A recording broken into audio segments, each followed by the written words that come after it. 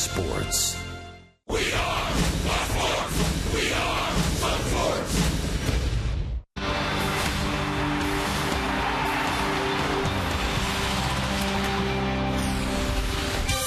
This afternoon at Tropicana Field, the Rays wrap up this 3-game series against the Los Angeles Angels. Over the last 10 home series, the Rays have won 9 and split 1. Looking for a series victory here this afternoon over Los Angeles. Rays running second in the American League East, 2.5 games back of the Boston Red Sox. Hi again, everyone, and welcome to an afternoon of Rays baseball to wrap up this stay at home with Brian Anderson, Dwayne Stats. Good to have you looking in.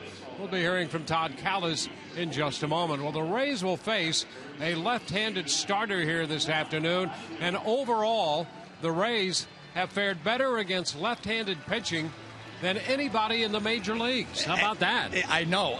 You wouldn't have expected it, too, because it wasn't that long ago that left-handers gave the Rays problem. But there is a good reason for it. First of all, the right-handed hitters are getting it done as you would expect them to. As you look at their numbers in the American League against lefties, average, runs batted in, that on-base percentage outstanding. But the right-handed hitters doing what you'd expect them to do. But in order to have these kind of numbers, you have to have left-handed hitters who are going to chip in. And the Rays have 3 of them that have been very good against left-handed pitching. You got Kelly Johnson, you got James Loney, and you have Sam Folt. They'll all be in the lineup today, and that's the main reason why these guys are getting it done. You got Evan Longoria and Will Myers in the middle to try to drive him in. This is the guy they're going to face, but no secret why the Rays are successful against lefties. Yeah, you can see the Rays' overall record against the 30-year-old Vargas, 2-3. with a 3.29 ERA for Vargas against the Rays. But the Rays overall leading the majors in hitting and slugging percentage against left-handed pitching. Jake Odorizzi up from Durham. He'll be making the start for the Rays this afternoon. Todd Callis will take a closer look at the young right-hander.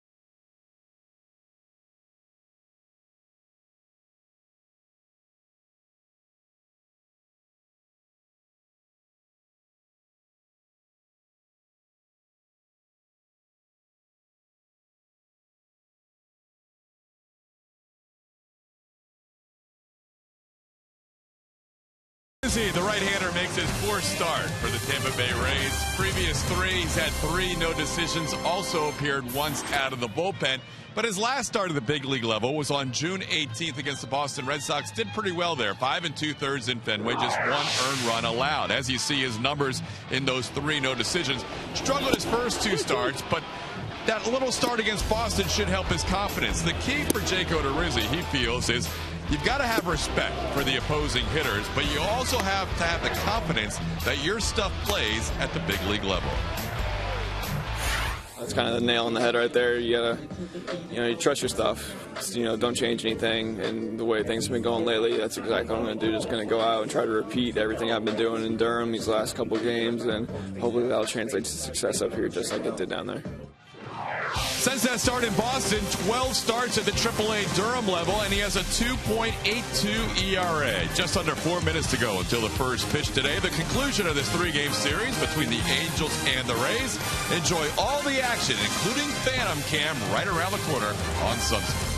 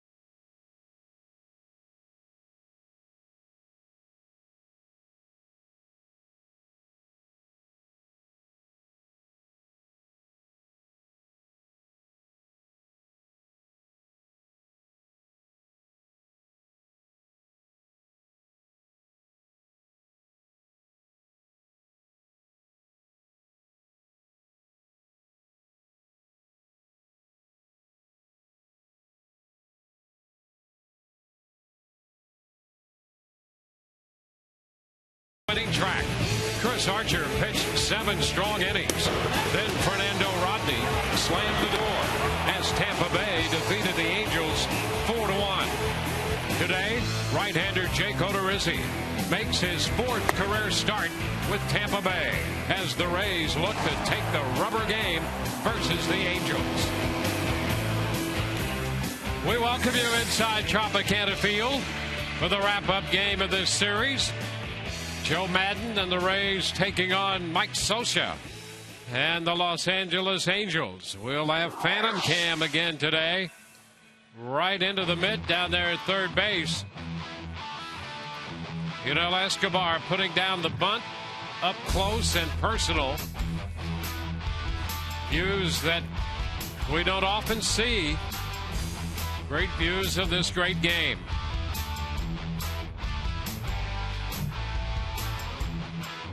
So we're set to play baseball here this afternoon. Jake Odorizzi on the hill for the Rays. And this will be the lineup he will face. The Angels again have J.B. Shunk leading off in right. Eric Ibar hits second, and then Mike Trout in left. Josh Hamilton is the DH. Cole Calhoun in the lineup at first base. Hank Conger will again catch and hit sixth. Grant Green at second base.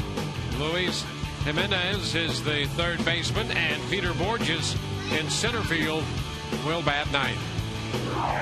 Jake Odorizzi has been tapped for this start. You see his numbers for the Rays this season. Those brought to you by Coventry Healthcare of Florida. Will be his fourth start. 2 different stints with the Rays. But I'll tell you what, the last time he was with them, his last start came on June the 18th. He pitched into the 6th inning at Boston against the Red Sox. 5 2/3, gave up just 1 earned run, threw the ball very well, was throwing the ball very well for Durham, and understands that when you come to the big league level, out of AAA or AA, wherever you come from, don't try to change anything. Don't try to make the pitches any nastier than they already are. If you hit your spots, your stuff will play.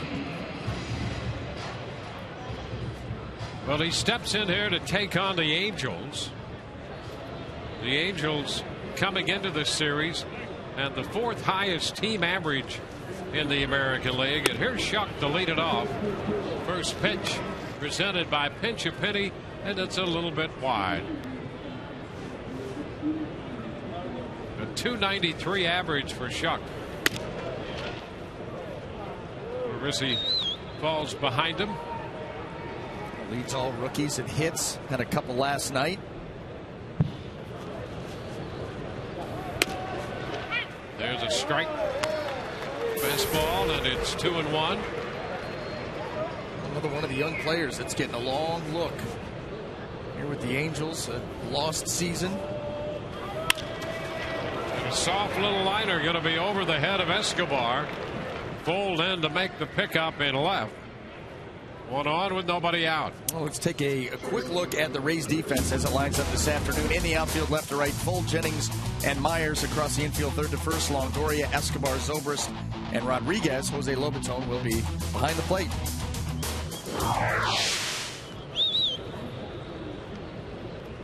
Now Eric Ibar.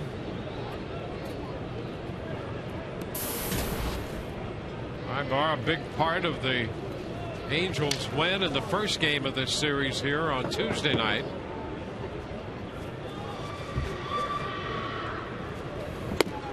The pitch is a strike.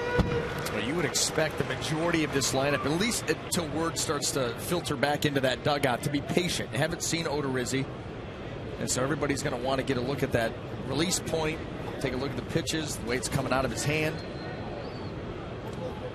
before they start to open up. Where Jake can really exploit that is a lot of first pitch quality strikes. Tapper foul, striking Ibar while he was in the batter's box. Yeah, you always figure teams that haven't seen you are going to want to see some pitches out of the hand. So you know, if I can go out there, command the zone quality early, I can put these guys at even more of a disadvantage by pitching ahead most of the day.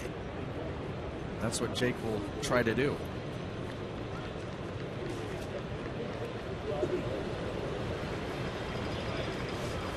Runner at first with nobody out. What we've seen Odorizzi so far in just the handful of games, 3 starts, 4 games, is not a lot of ground balls. No, not at all. And one of the lowest percentages that you will see. And you could see by the look of his fastball here in the early going, pretty straight and true. There's a ground ball though to first, and Escobar won, and right back to Sean Rodriguez. Rays get the double play, and a nice job by Rodriguez to start and finish. All the way around. Sean Rodriguez, 0 hesitation on the throw, and it was a firm throw. Escobar getting there in time because they're going to have to hurry on this one with Ibar running. Look at this. He just turns and fires it. Escobar's there. The throw is strong and accurate, and that allowed that throw to come back to Sean to complete the play. You know, that speaks volumes about the baseball operation here. No doubt. When you take a guy like Rodriguez, and they do this with players all over the place, put him at first base today, and right out of the chute, outstanding. He comes with that play. That's a play of a first baseman and a shortstop who've been playing together for years. Not a guy who plays down there occasionally and comes off with that kind of confidence to spin and throw without really, he's picking up second base at the last second, knowing, trusting that Escobar is going to be there. Yeah, and that's the kind of play that'll get you going a little bit. Yeah. I love that. Well, it did get you going. Good stuff right here. So the bases are empty with 2 gone, and Mike Trout with a count of a ball and a strike. Well, here's a special player here in Mike Trout. Young man plays hard, great talent. He's cultivated that gift and made it even better. And it's sad in a way. It's sad in a way that we have to talk about a guy who is so talented and make sure that we let everybody know how hard he plays the game. Isn't it? That's the way it should be. Unfortunately, in a lot of instances, it's not. But this guy does it right day in and day out, on and off the field. You see the way that he interacts with fans, even in road venues.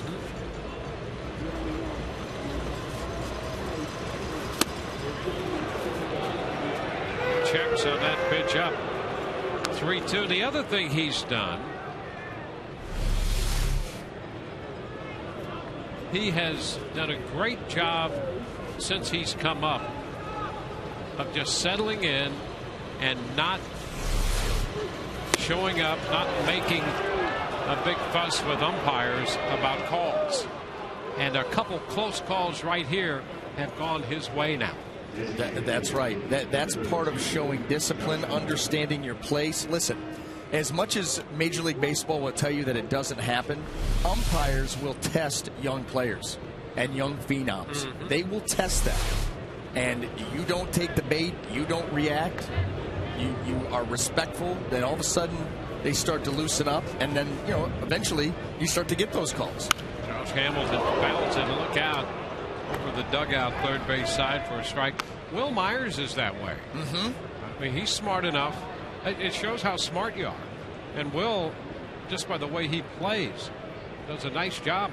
He's smart that way. Yeah, listen, this game's hard enough when you're going up against opposing players. If you have the men in blue or black out there not in your corner, or you have a reputation, it's going to make it that much more difficult. Yep. Yeah, and we've seen guys that have the reputation, and if it's borderline, start walking back to the dugout, big boy. It's not going your way. Ever. Trout, 29 steals and 33 attempts.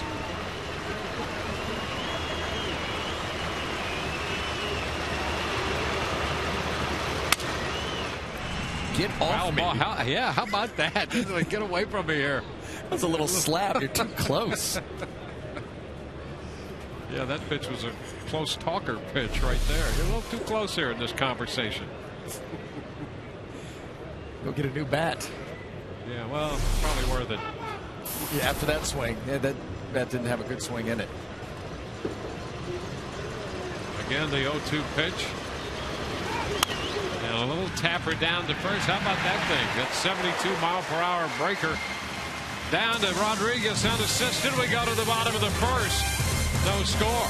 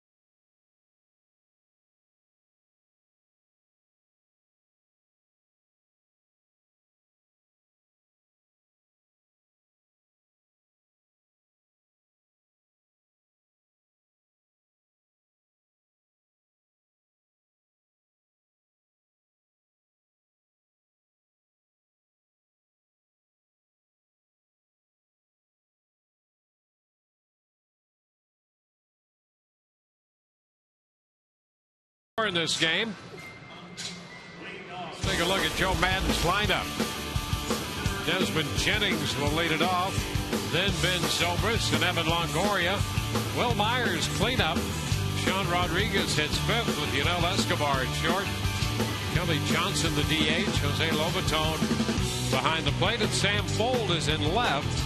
He'll hit ninth.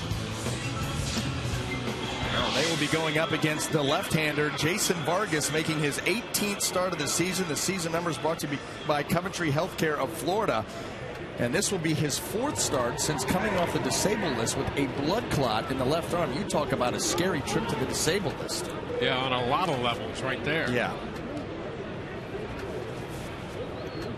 Desmond Jennings. First pitch, he swings over that one. It broke down and away. Out front. See a lot of that from Vargas, off-speed stuff. How about first pitch of the game? Yeah. Knowing that Desmond Jennings is a guy with a strike thrower, finesse guy, he likes to ambush. Yeah, if they try to get ahead with that fastball, he's ready. Yeah, well, you know, he picks his spots very well and obviously predetermines who it's going to be. And he goes up there, and listen, if it's not in his juice zone, he's going to let it go. But if it's right out over the plate, he's not afraid to take a rip. There's a shot deep into left center field. Trout on the run. That's going to be off the top of the wall. Kicking back to Borges, the center fielder. And Jennings in there with a stand-up double. Speaking of out over the plate, that's exactly where that breaking ball was, and Desmond Jennings jumped all over it. Well, you could see the excitement really in the swing. This thing hangs, he bangs.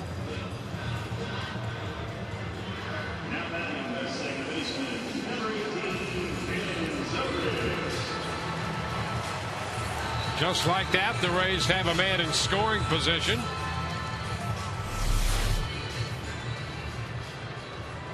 Ben Zobrist.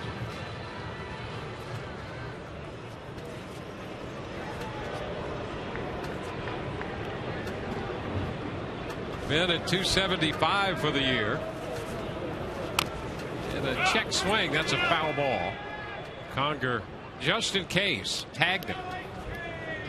But that was foul.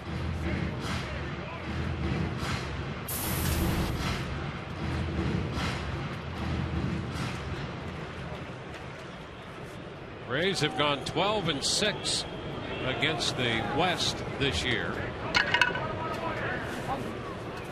And the Angels, conversely, against the East, 12-14.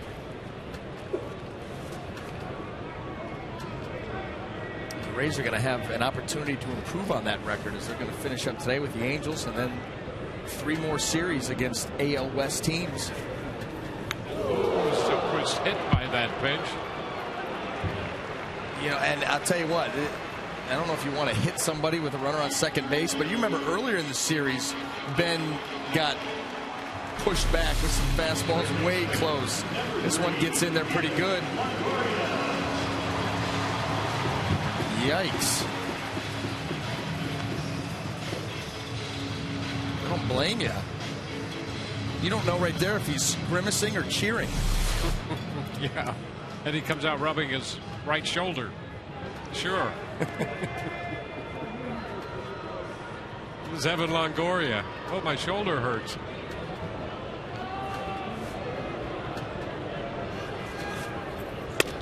Here's Evan looking at a pitch outside. Evan right now, nothing of his last 11. But with 28 home runs.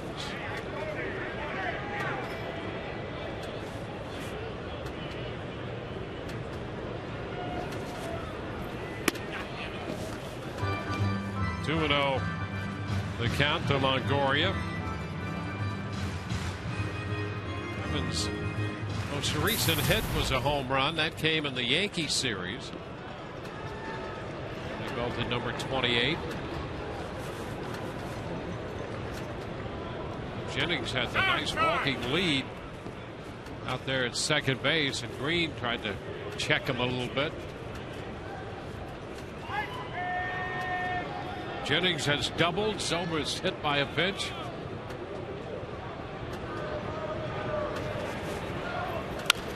Popped up right side, going to carry out a play. Makes the count to 2-1.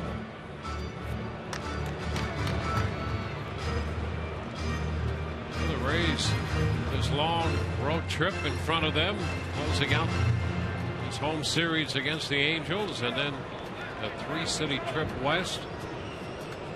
Always hard to handicap a trip to the west. You never know, good or bad, what to expect. Ground ball over the mound to second. Green with a flip dive, bar out there. A look to third, but nothing doing there. Jennings at third, and Longoria reaches on a fielder's choice. That was the one time where the Rays benefit by Evan Longoria not hitting the ball hard. If that's hit any harder, more than likely the Angels are going to have a great chance to turn a double play and then maybe get out of this inning. With that ball being off the end of the bat, not able to get it done, and still a chance here for the Rays. First and third, just one out, right off the end of the bat with that late movement.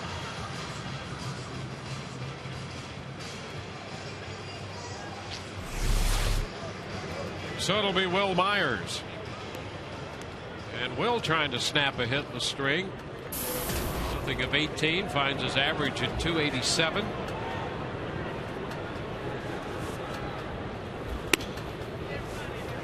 He lays off the pitch too wide. This is where Will Myers needs to stay patient. You got a guy that's not going to blow you away with velocity. You've got a runner down at third base that you want to drive in more than anything. Stay patient, wait for your pitch.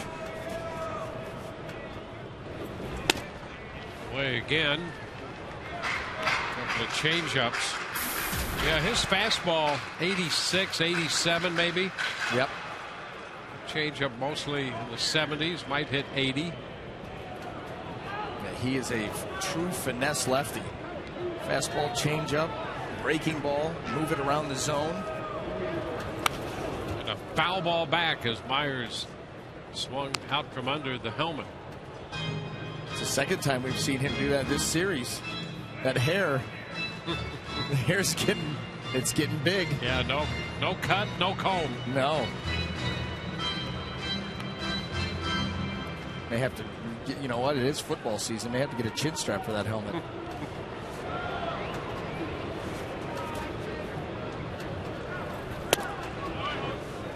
Take there on a pitch down. 3 balls and a strike. Good take there by Myers. There wasn't much you were going to probably be able to do with that pitch, and I'm sure Vargas is asking, where was that? So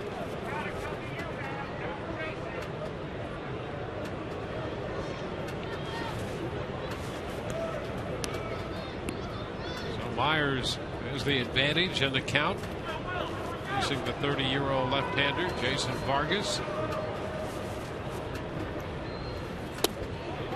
He takes another one down for ball 4, and the bases are loaded in the first.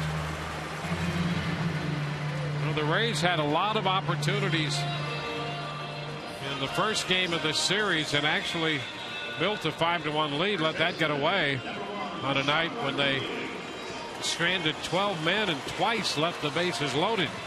Well, they have the bases loaded here this afternoon in the bottom of the first inning. I was just going to say that, Dwayne. This is one of those opportunities. Do not let this go by. You are primed to get off to a quick start here. Get on the board first. John Rodriguez fouls the first pitch out of play. Strike 1. Jennings at third. Longoria's at second, and Myers at first base. Odorizzi was hit by a pitch. He's out on the force play.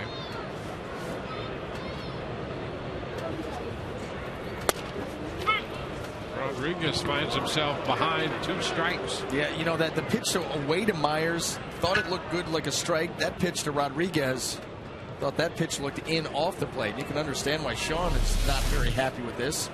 Not only does it get called, but it puts him down 0-2. Yeah, that plate's been pretty wide for him. Yeah. Do 2 pitches.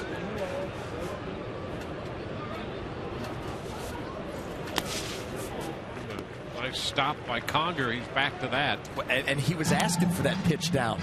right before that ball was delivered, after the sign was agreed upon, he's given the glove down to the ground, like, bounce this son of a gun, I'll block it for you. It'd be interesting to watch him because we touched on it the other night. He's one of the young catchers who they are starting to talk about, young pitchers who frame pitches and get calls. Well, that second strike might have been one of those. We'll see what the tendency tends to be.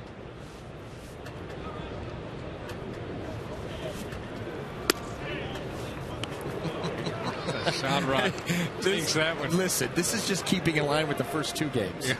I mean, there's a lot of things to watch during the course of a game, and you see Connor keeping that glove right there, trying to keep the meat of the glove on the plate. Yep. That's what he's doing. Yeah. Off the end of the bat, right back to Escobar. Foul. But anyway, there are a lot of things to watch within the framework of a baseball game. And this series, the balls and strikes, check swing, no check swing calls have just added another layer.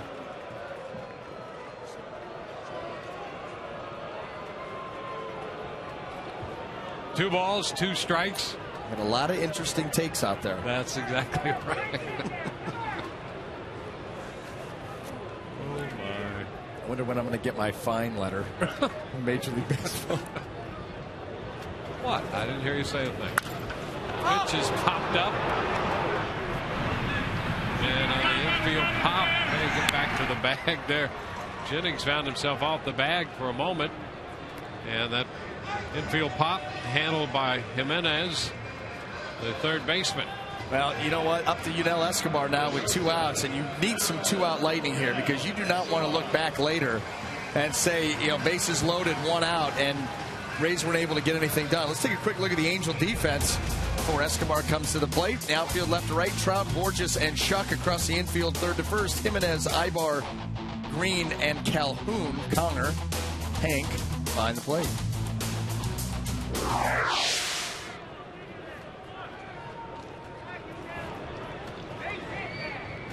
Escobar hitting .314 off left-handed pitching. Overall .268. Do you think that Yunel Escobar, there's any other accessory he could add to his uni?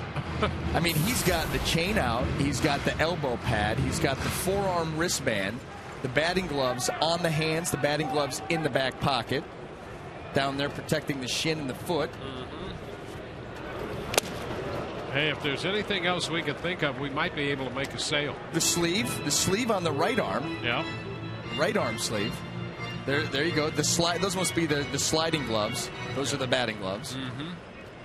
Out of all of those, I know your favorite is the arm sleeve. Without a doubt. Yep. Love the arm sleeve. Gotcha. Preferred on the left side, though. And left-handed. 1 and 2. I just had a feeling.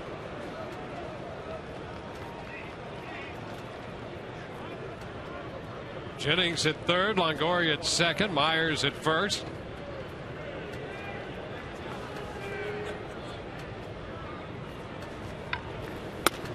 It's too close, and the count squares 2 and 2.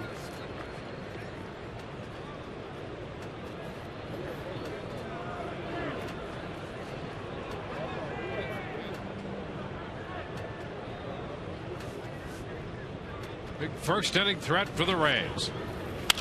And a shot to center field. Borges on the move. He can cover ground, and he makes the catch, retiring the side. And the Rays miss an opportunity, leaving the bases loaded. No score through 1.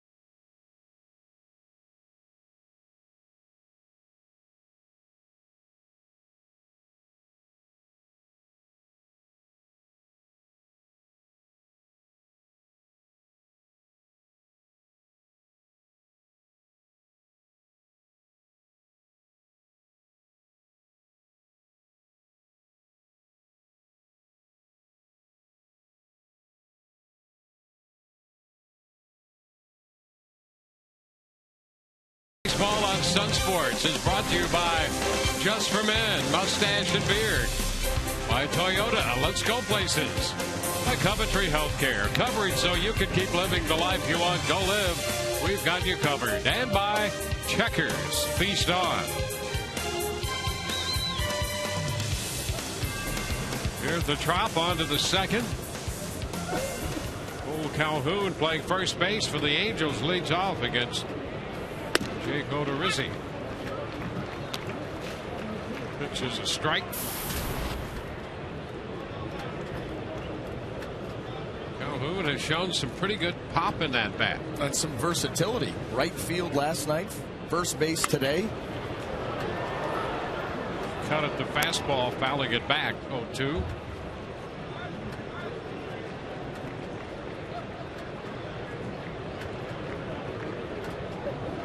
All 4 of his home runs have come leading off. So he's jumped a couple of pitchers that way. Out on strikes. Rizzi went up with the fastball and strikes him out. Yeah, that was by design, and that was a nice pitch by Odorizzi. That fastball, talk about, he's not going to get you on movement, but he will get you on placement, and he throws that fastball. Look at him, down right through, head on the target, and he comes right through that pitch and gets it right where he wants it, and the result follows suit.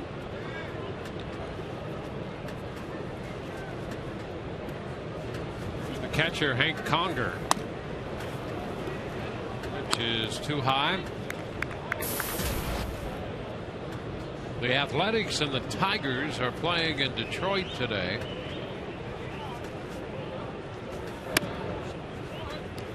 Which is a ball. They're down the top of the second with Oakland out in front 2-0. Jed Lowry hit a home run in the first inning for the A's. Cut the miss by Conger. Max Scherzer pitching today for Detroit. He's 19-1. Bartolo Colon for Oakland. What I love too is a guy like Max Scherzer can just go out and pitch well. They have 19 wins versus 1 loss, and all of a sudden, well, pitch for the Tigers. He's pitching on the right day. Yeah. The guy's got 19 wins. Yeah, that's right. You know what I mean? Don't care what day you're pitching on. To be able to get 19 wins versus 1 loss. You're doing a great job. The Conger walks. Second walk given up by the Rays right-hander. Second baseman, number 10, Grant Green.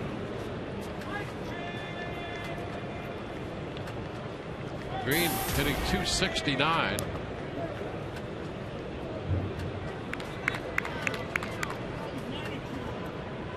The other games of interest to the Rays tonight. Baltimore on the road in Boston. Green fouls it away. That's going to be a pretty good matchup. Tillman and Lester. Tillman 14-4 and Lester 12-7. North Carolina and South Carolina this evening. Fedora and Spurrier. There you go. It's a good matchup. Boys will be interested in. Just wondering. Rays have a long trip headed out west. Yeah. That game, it had better. Can we get that game? It had better be the plane with the satellite dish. Well, I hope so. Yeah. 1-1 the count on Green. Runner takes off. The pitch is fouled. 1-2. Rays will be headed to Oakland. David Price will open the series for the Rays. Jared Parker will pitch for Oakland there tomorrow night. Rays go to Oakland, Anaheim, and Seattle on this next trip.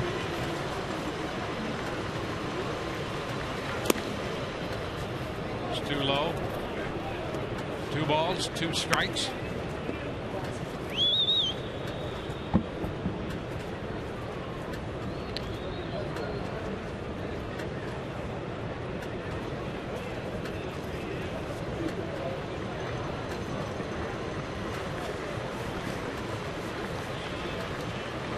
Here's the 2-2. The right side toward the corner. Will it be fair or foul? Going to be foul beyond the bullpen mound. Green reaching out. The count holds at 2-2. You know what? The pitch that he struck Calhoun out on, fastball in at the hands, might not be a bad idea right here. You get a hitter like that, Green, falling all over himself to get over the plate. Pinpoint a fastball, and he's been able to do that to both sides of the plate, right in on those hands. Looks like they're going to stay away. And it's off the plate. A slider out there, and the count is 3 balls, 2 strikes.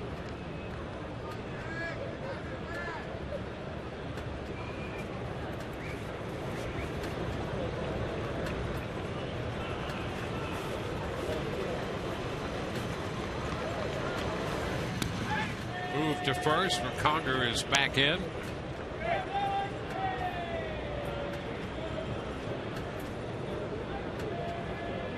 Angels had a couple runners in the first. One erased on a double play, and the other one left on base. Conger at first after walking. He's on the move, and a chopper down the left side. Grabbed there by Longoria. Throw to first in time. And with him moving to his left that far, the Rays saw not only Lobaton vacate the plate, but Odorizzi trying to get over to third just in case Conger was thinking about heading for that unmanned base. I'll tell you what, too, we saw a play last night made by Evan Longoria on a in-between hop where he had to charge it. That was good. That one was even better. A little further away from the body. It's a difficult play to make.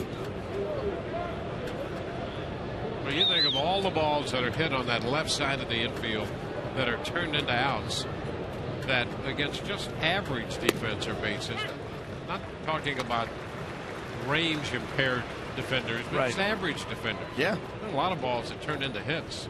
They're outs here.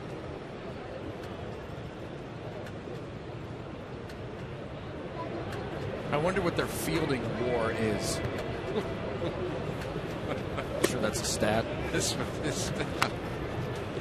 Well, as I understand it, the defensive side of the game is factored into. Oh, is it? Okay. It's all encompassing. Okay, I wonder what percentage of WAR that their defense accounts for. How much better it would be than another average replacement player's percentage, if you can follow any of that. An average player coming up from the minor leagues. Yeah. A fictitious average player. Right. It's great.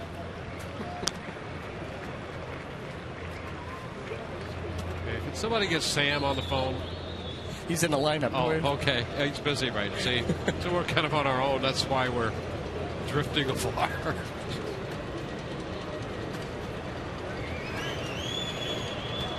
1 ball, 2 strikes. Jimenez, third baseman. 2-2.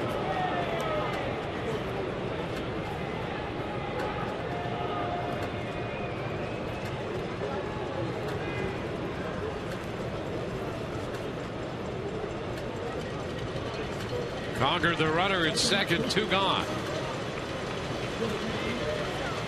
2-2. And it's lined into left. A ball in front of Cole. The runner's trying to score. He is safe. Throw to second.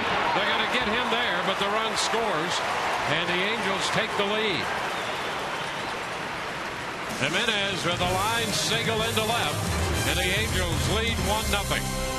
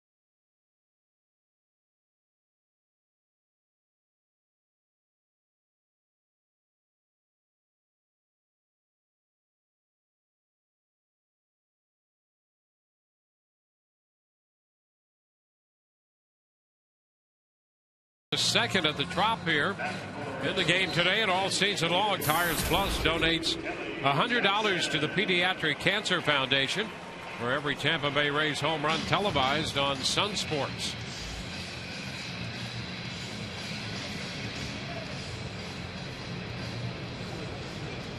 Well, the Rays left the bases loaded in the first, only to see the Angels grab an early lead. Now here's Kelly Johnson.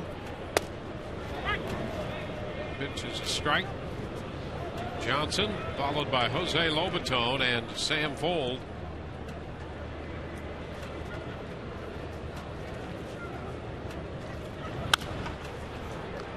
He fouls that one out of play.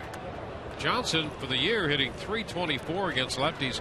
If you look at this lineup top to bottom and the averages against left-handed pitching, it's pretty impressive. Jennings .312, Zobrist at .241, Longoria .322, Myers .284, Rodriguez .250, Escobar .314, Kelly Johnson .324. Pitch inside, Lobaton next. 253. Sam Fuld at .321.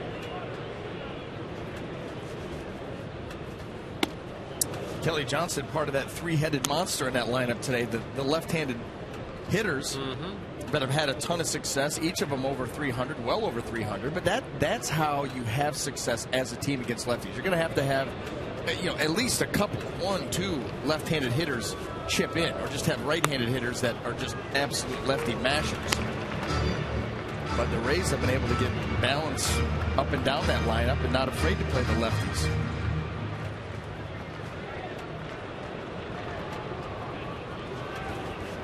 Three-two to Kelly. Strike three called on a breaking ball. Vargas able to sneak that breaking ball in the front door. This is close to out of the zone. He drops it in there, and Kelly Johnson just turns. He knows it.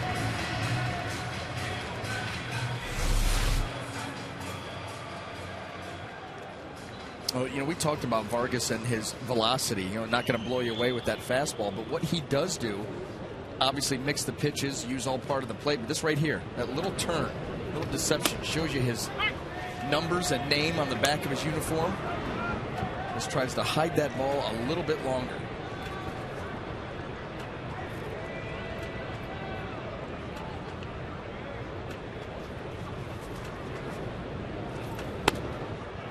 Yeah, you could imagine a guy, because his fastball, let's face it, it's 85, 86. If you don't use every bit of deception that you have, yeah, you're probably not going to be here. Right.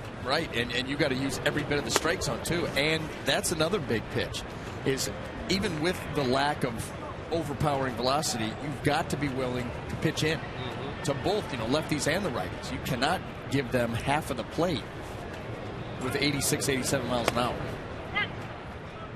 And he gets the strike away there. 2-2. So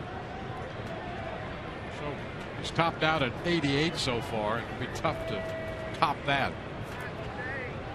I'll tell you what, though, you take 86, 85 to 88 and place it well, it can still be extremely effective. High bar and short. 2 gone. Strikeout and a ground out. Now Sam Fuld.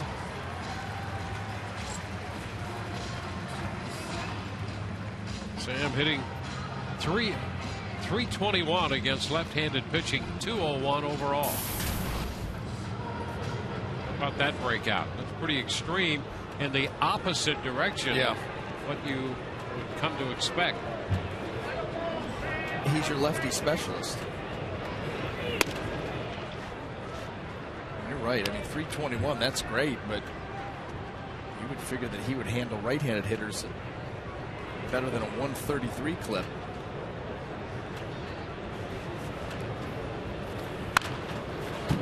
I mean, listen, if he was out there more, he would.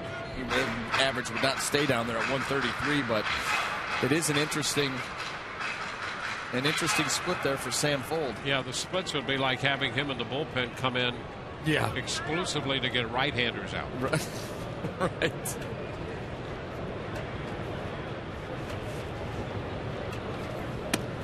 I'll tell you, and you see Vargas trying to pitch him in.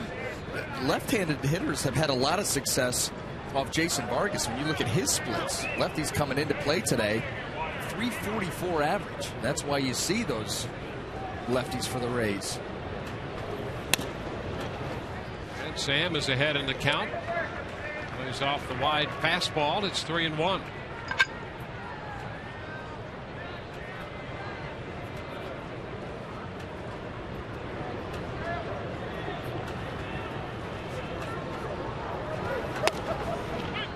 The count is full. Top of the order, Jennings waiting to hit next.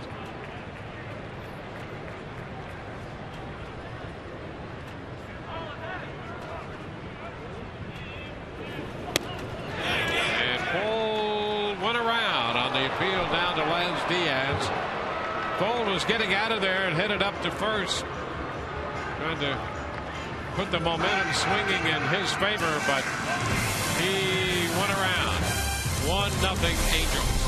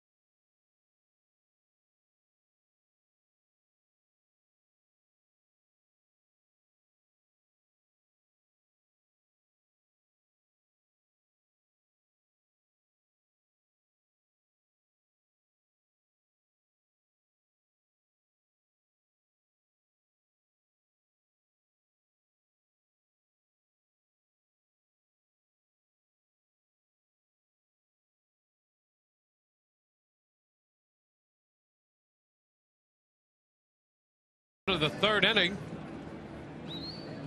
Under the Rays have an exciting new ticket offer. Purchase 4 or more full price tickets to any game on RaysBaseball.com and receive 10% off. The offer applies to any seating category. Available online only. Some restrictions apply, so grab your friends and save. The shot line down to third, and Longoria grabs that one. That's the hot corner. Gorgeous blistered that line drive. You're going to play that position, you had better never take a pitch off, even with the bag. Right now, right at you. Obviously respecting Borges, his speed and ability to bunt, so you're playing in and he turns on one. You better be ready.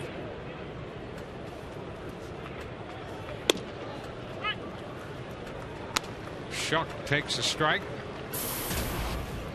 J.B. Shuck singled his first time.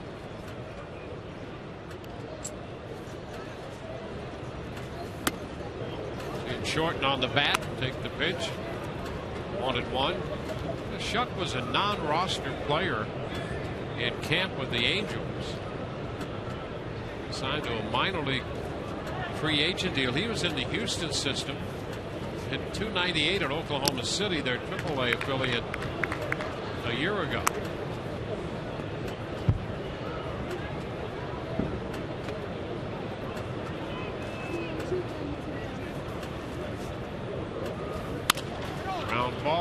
foul outside of first. Chuck with the base hit. Came into this game hitting .293.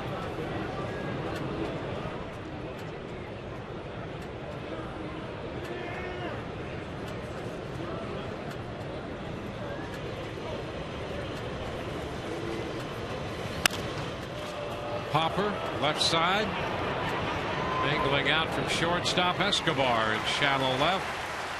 That is out number 2.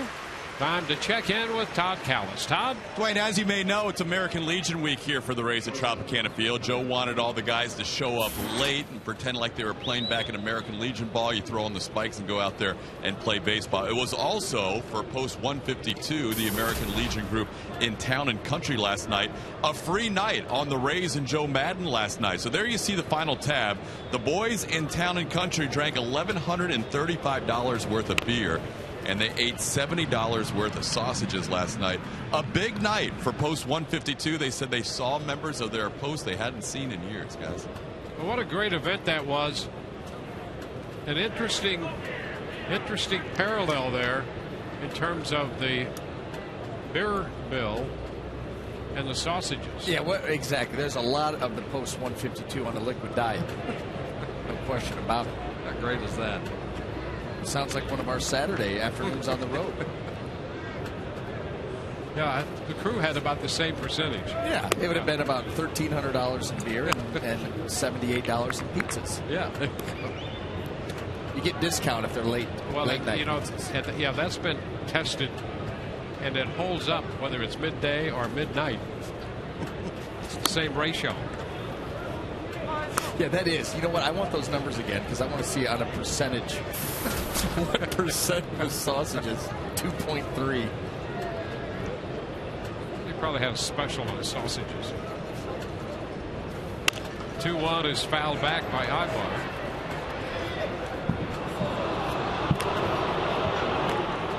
Two balls, 2 strikes.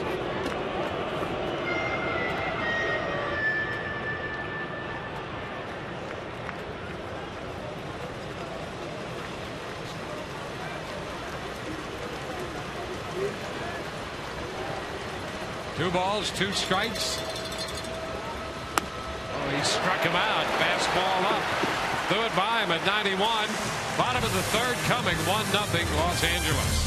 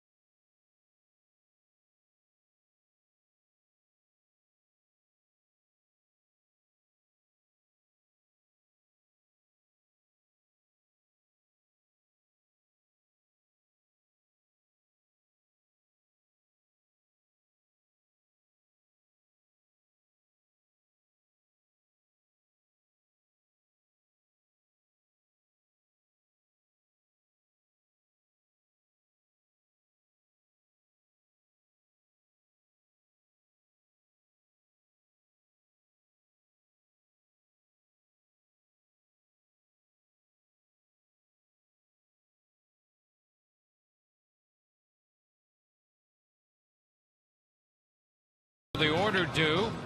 Swing for the fences with the new Home Run Derby mobile game from MLB.com. Available on iPhone, iPad, and select Android devices. Download free today. We'll be downloading that right now.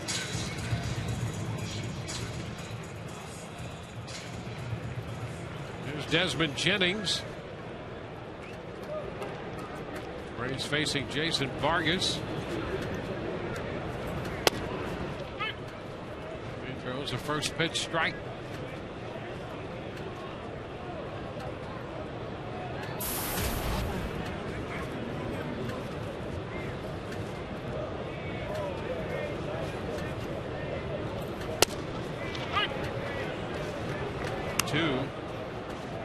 Vargas grew up around the game. His dad was a high school coach.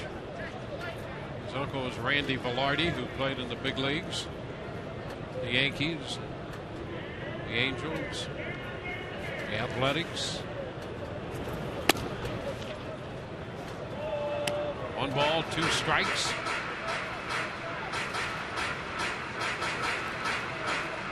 He was part of one of the acquisitions that the Angels made in a trade with the Mariners. Bring him down. Fly ball lifted into center. We're just waiting for this one. Vargas had him reaching a bit.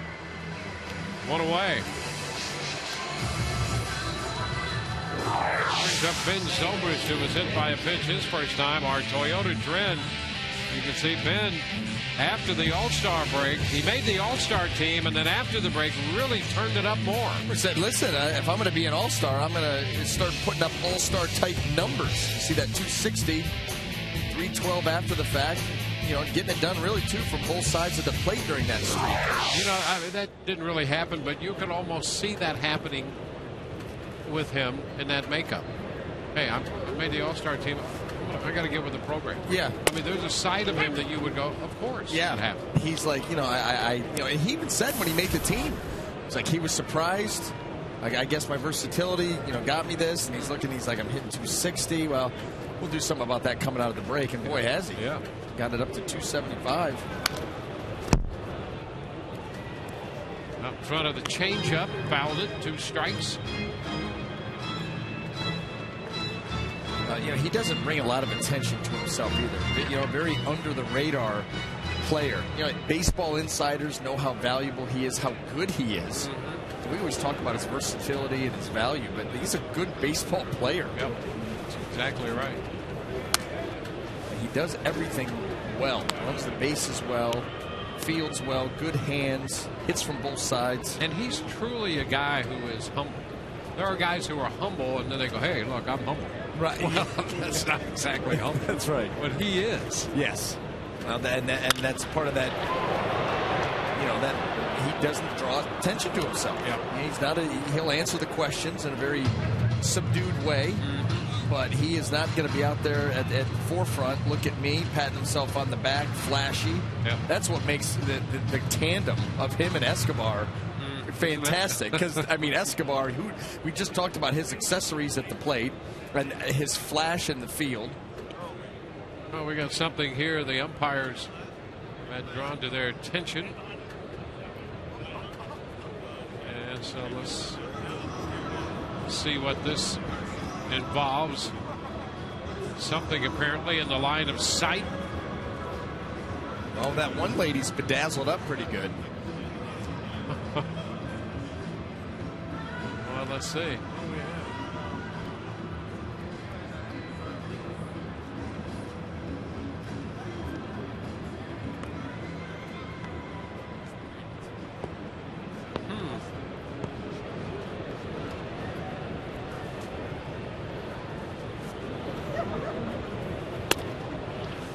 Outside 2-2. I guess it had something to do with that phone. Were they taking pictures? Was there a flash maybe? Maybe. That might have been it. That could have been it. That had to have been it. I don't even know how you could see that other than, yeah, there's some flashing going on. Let's not go there. It is a big hit. Yeah. From the phone. I'm going to guess that the camera yes was illuminated. Pitch is down. Rays get a base runner. And you can understand, and that ball right out of the hand, you're assuming, of course, that's a strike. But listen, that's been the story of the series. It has. Coin flips on the strike zone.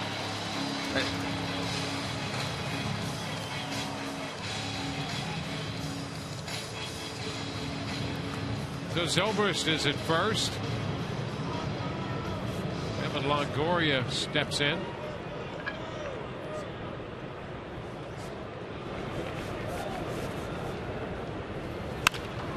Roller to first. Calhoun down to Ibar and back safe. So Zobrist forced at second. Longoria beat the play back at first.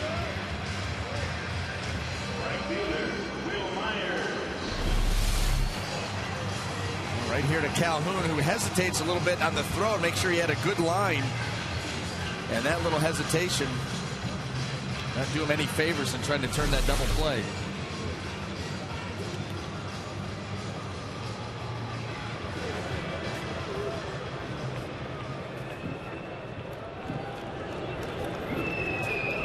So Evan reaches on a fielder's choice for Will Myers now. Who walked his first time. Strike. Rays had the bases loaded in the first, but could not score.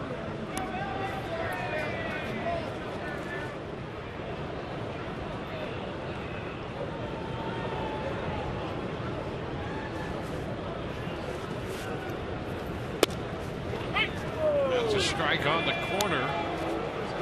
Wegner.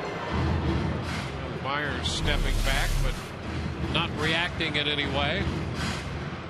Two pitches that Fox Tracks has just off the plate. This time they are called. And that, that's the one thing that players will tell you.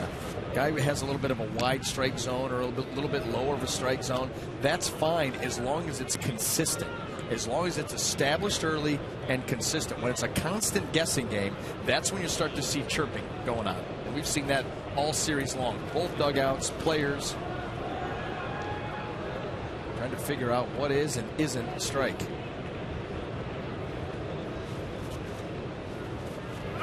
Runner goes. The pitch, a swing and a miss.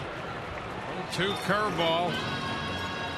So the Rays leave a man, do not score in the third. It's 1-0 Angels. More from the Phantom Cam as we move into the fourth inning.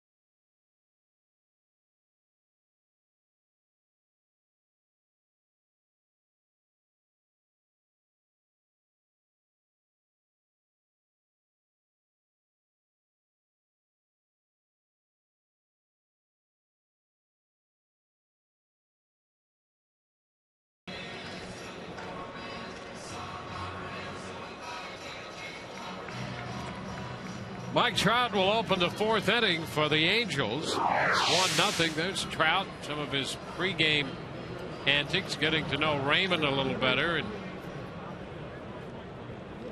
there you go. Tomfoolery there. Tomfoolery, yes. Just a kid. playing a game. Yep, and having fun doing it. Took a strike, walked his first time. Trout just turned 22 earlier this month.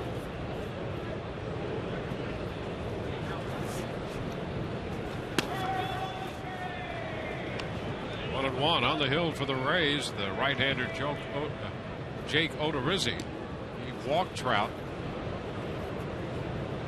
A couple of strikeouts for Odorizzi.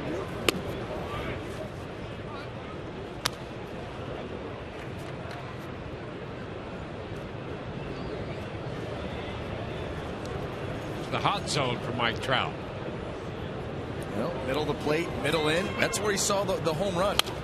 And that pitch ventured into that zone. The home run off Roberto Hernandez was a sinker that was middle of the plate, running down and in. Quick hands. You know, he had that great rookie year. Absolutely.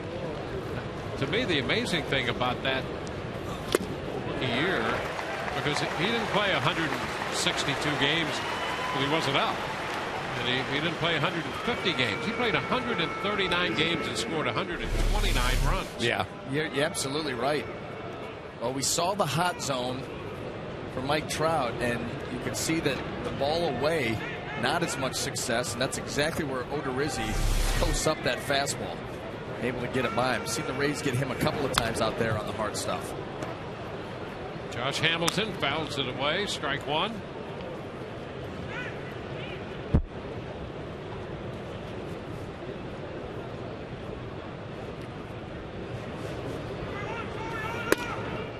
Inside. 1-1.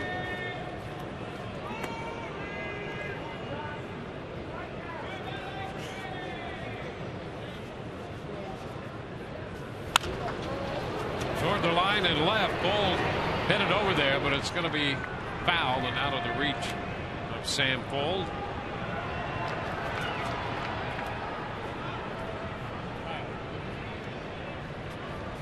Odorizzi, 23 years old. Right-hander, grew up in the St. Louis area on the Illinois side in Breeze, Illinois.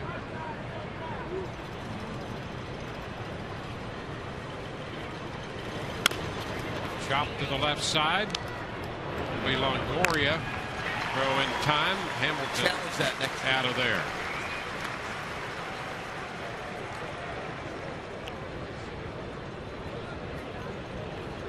Longoria, who was well away from the bag at third, venturing to his left, made that play. So the bases are empty. Two gone, and here is Cole Calhoun.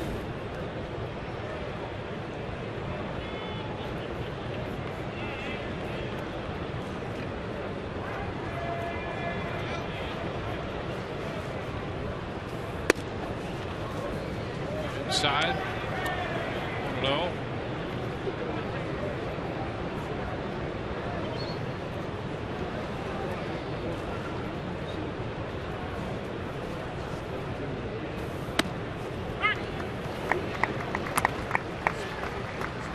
One count.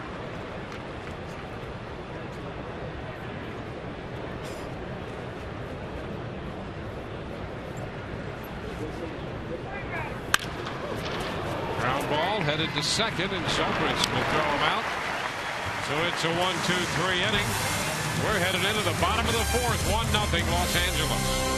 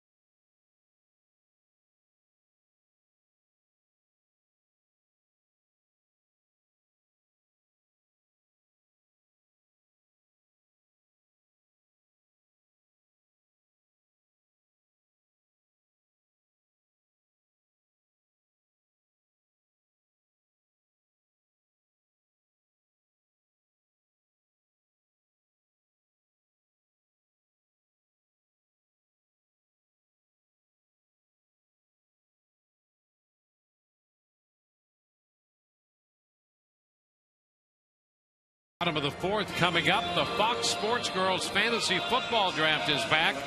Tune in live to foxsports.com/fantasy draft. That's tonight. To see who the Fox Sports Florida girls select. Hosted by Patrick O'Neill and fantasy expert Ryan Fowler. Draft kicks off tonight at 9 p.m. Eastern Time. Streaming live on foxsports.com/fantasy draft.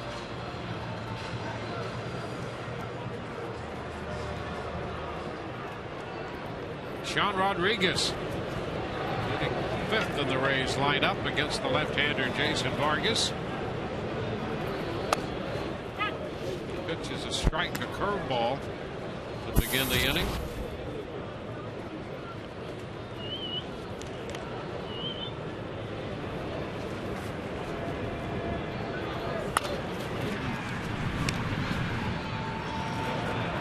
Jimenez.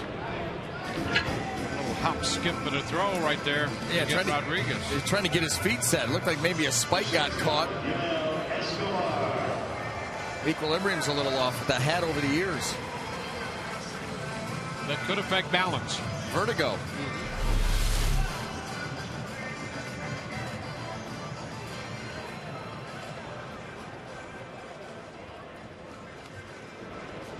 Yeah, he just joined the club, rejoined the club. Chris Nelson went down with a hamstring injury. Yep. Like he was favoring something there. It was a spike that got stuck or a hamstring or something. 1.5 extra shuffles. Or vertigo.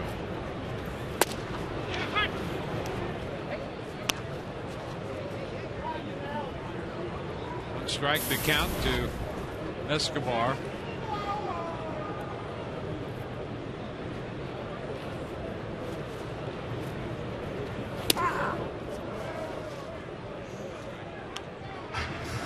One ball, one strike.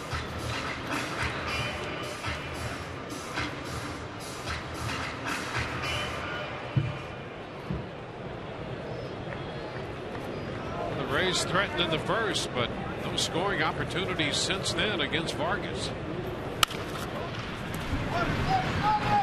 Jimenez up with this one. And he throws out Escobar. A little more natural right there by Jimenez. You know, both of these pitchers have really settled down. Jake Odorizzi's very quietly put together some nice innings, and Vargas just continues to keep this Rays lineup off balance. Hitting the ball into the ground, out on the front foot, moving the ball around the zone. He's got his pitch count under control after, well, the first 2 innings being up over 40. He faces Kelly Johnson. First pitch is a strike. Boy, that delivery, you would think that a left-handed hitter would have a lot of difficulty against him, but in fact that's not been the case. No, like I said, coming into play, 344 right there, dropping the changeup on Kelly Johnson.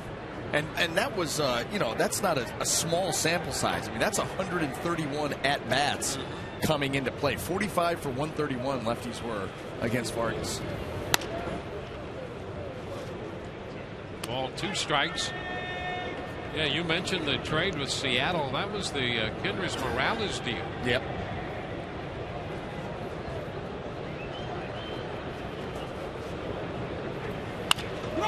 Down to first. Calhoun steps on the bag. So 3 ground balls, 3 up, 3 down. We go to the 5th, 1-0 Angels.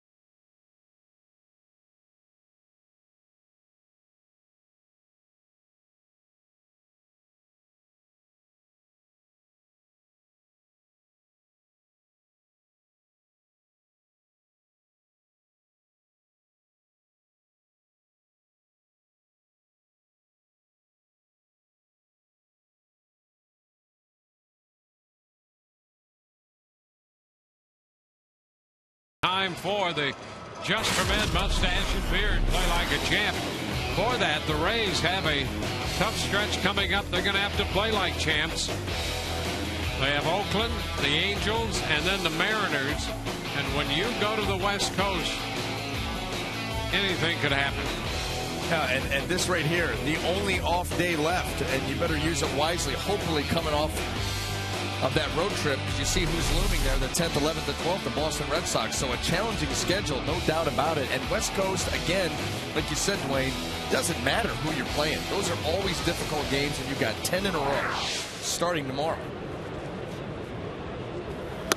Conger missing a fastball. Big cut by the Angels catcher. Strike one. And when you look at those standings with the wild card, I tell you what, you better get out there and ready to play, because Oakland's certainly going to dial it up. Those are the two teams right now leading that wild card. Just a half a game separating the Rays and the A's. 2 strikes. And we've talked about Cleveland, where they keep hanging around, and with a very favorable schedule.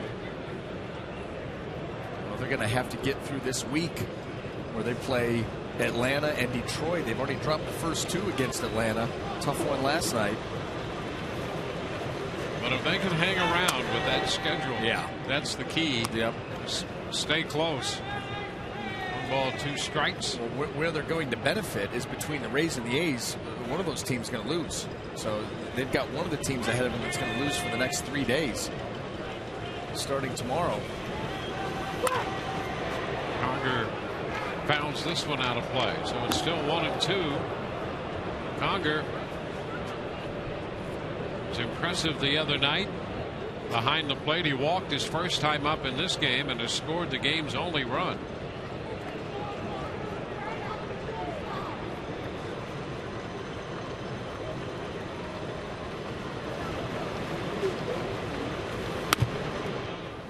Two balls, 2 strikes. He missed a good part of the season last year with elbow issues.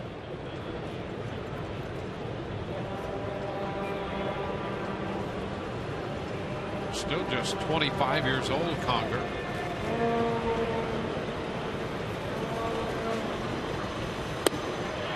And a close pitch. 3-2. Did you see how Lobaton tried to coax that pitch close to the edge? Watch Lobaton's glove work here. Try to keep that glove right there on, just twitch it in there, trying to get the call. That's part of that receiving that we've seen him improve upon. Not only the blocking of the pitches, but the receiving. Shot hit deep into left center field. Pulled on the run over his head. One hop into the wall. And Conger's on his way to second with a double. He's already scored 1 run, and now a leadoff 2-base hit here in the 5th inning for the Angels catcher. And he had to hit that ball that hard because Sam Fold got a good jump on it, was tracking it well. But this ball was drilled, and it just was able to elude his grasp. This ball up and away, and Conger goes out, stays hitting off that back foot. Able to drive that ball right out to the 370 sign.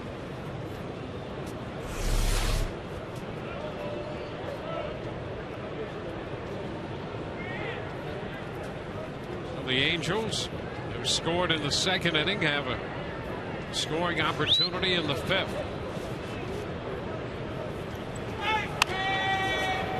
Green tries to take the slider into right, fouls it up the right side, out of play.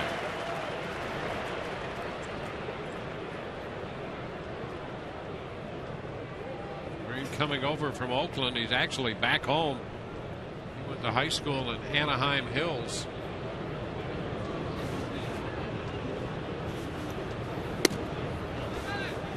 You had Garrett Richards, last night's starting pitcher. Grew up an Angels fan, getting a chance to now pitch for him. Grant Green grew up right outside, Anaheim Hills. Assuming was an Angels fan. At least he was local. Yeah, and Richards remained an Angels fan despite moving to Oklahoma. He was just 8 or 9 years old. The key there's no big league club there. No. So he remained an Angels fan and now pitches for them.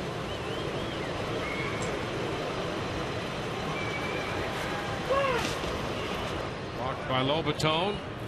2-2.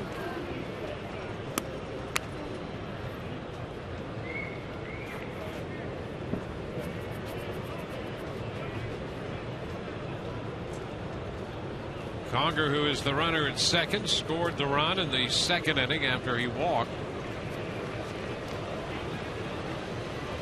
Driven home by Luis Jimenez, who is on deck.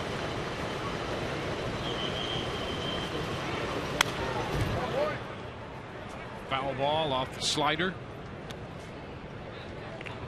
The Rays have Jake Odorizzi on the hill.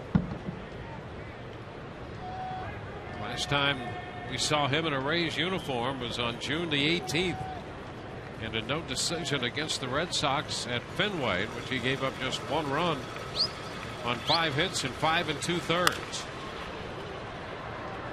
So he pitched well that day. He did. And that's an important, and you made reference to it at the beginning, how important that is for him to come in and pitch well and start to really believe that he can compete on that kind of stage.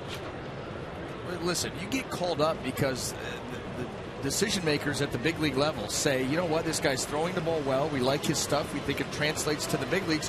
So we're going to call him up and give him that opportunity. You know, a lot of guys that are. No liner caught by Rodriguez, and they're going to double up Conger.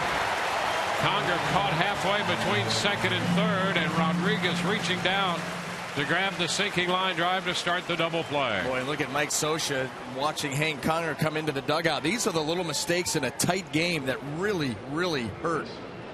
Grant Green hits that ball hard, but Conger, you see him with the secondary, he starts to go. Doesn't see the ball through.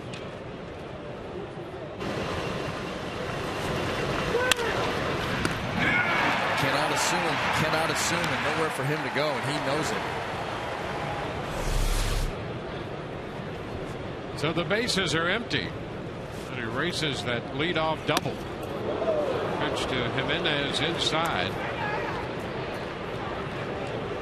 No. But getting back to what we were talking about, with Odorizzi coming up, a lot of guys will come up and think, well, I got my fastball, I got to try to throw it harder and make my breaking ball better. You don't have to do anything different.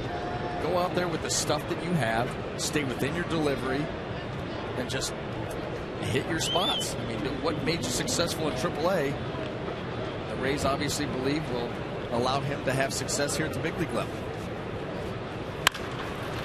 That's a fair ball down toward the corner. Jimenez on his way to second. He's going to beat the throw in with a 2-base hit. He is 2 for 2. Just back up from the minor leagues, and Jimenez just kept that one fair by the bag at third. Now able to turn on it. This is a great shot, pulling the hands through.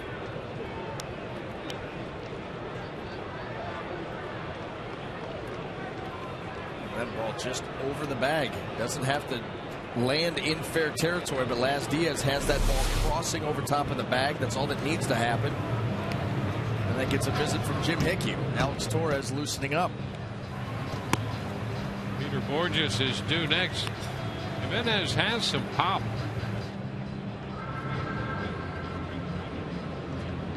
Hit that ball hard, just over the bag at third.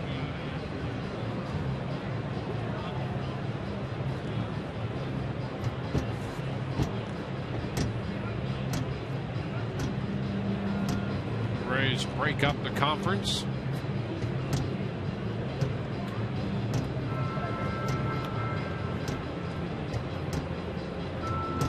I think Joe Madden would be thrilled to get 5-6 good innings from Jake, and then turn it over to that bullpen, close game, and let the Rays offense come alive and win it in the second half of the ball game.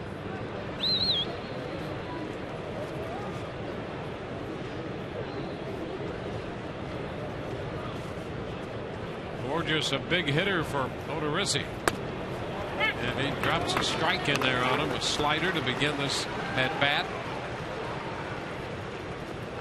Borges hit a screaming liner down to third his first time up, right at Evan Longoria, who caught it.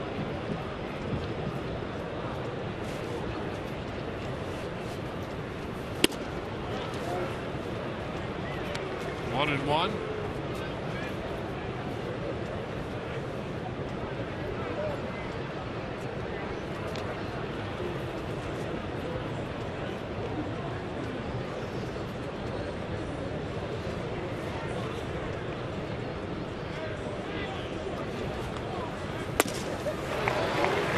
By him. And we've seen Odorizzi be able to do that on occasion today. 91 and by these hitters. Picks his spots, and that was not the greatest location, but with the elevation, it gets over the swing. You see, he's been able to nick 94.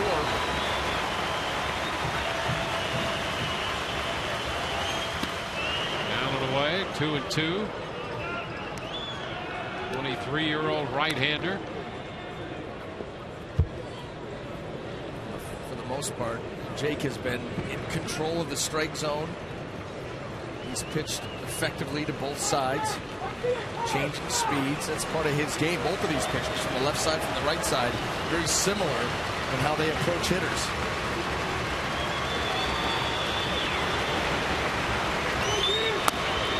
Did he go on the appeal? No, says Mark Winters. Tried to get that fastball at 92 by him. Came close. Oh my. Now it has been an adventure. It sure has.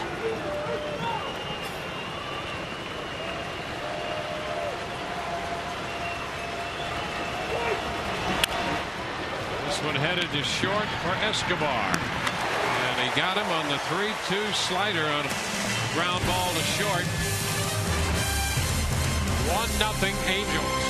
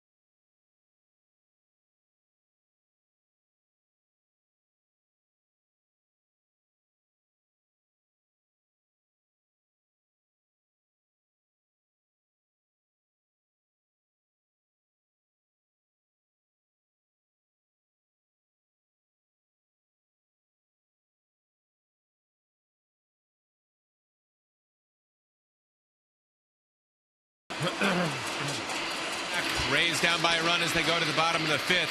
You heard Dwayne and BA talking about the upcoming road trip, and the Rays take off right after tonight's game. 3 in Oakland, 4 in Anaheim, 3 in Seattle. Huge trip. So we ask you in our AT social media poll question today, what would be good enough for you out on the West Coast? How would you react to a 5-5 trip? TB1, sign me up. TB2, not good enough. Let us know. Tweet us at SunSportsRays. Guys. All right, Barry, thank you. Yeah, it's never easy when you go west, regardless of the teams you play or what kind of season you're having. Very unpredictable. Jose Lobaton leads off the home half of the fifth, taking the pitch down, 1-0. Change-up right there. It's 1-1. Vargas has been very good with the fastball down and away to the right-handed hitters, and now you get him fishing after the changeup. Well, this is just finesse pitching 101. a ball and 2 strikes. It's always good on those off-speed pitches that you'll show a willingness to double up on them. Same thing with a fastball in. You know, if every time you throw a fastball in, you go right back out away, hitters will get onto that. You're going to have to show them that you're willing to do it 2 times in a row. Then you start to put the doubt in their mind. And strike 3 called. That's what started wide, found the corner right there. That's where the doubt comes in. Swings and misses at the 2 changeups. Now you're not sure. And then he's able to sneak 85 miles an hour right by you without a swing. So 1 out here in the 5th. Sam Fuld is going to be the hitter.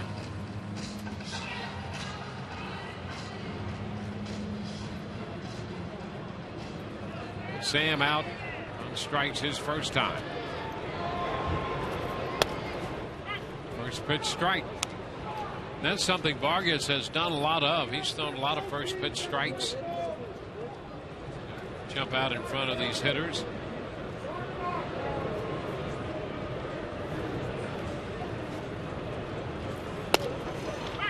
And an 0-2 count to Sam.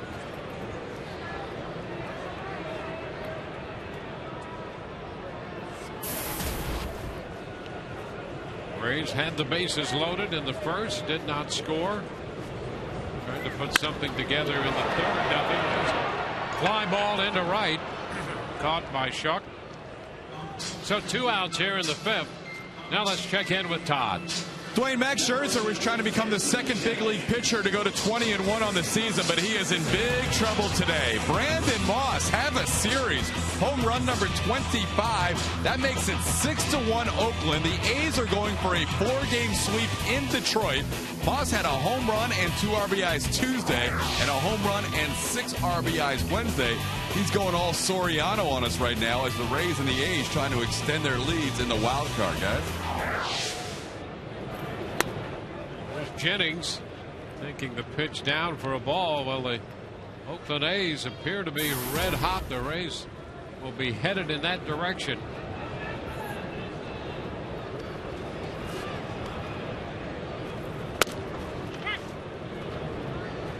One and one to count.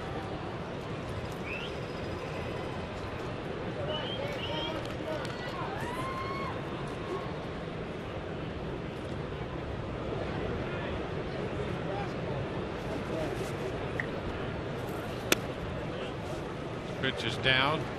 2-1.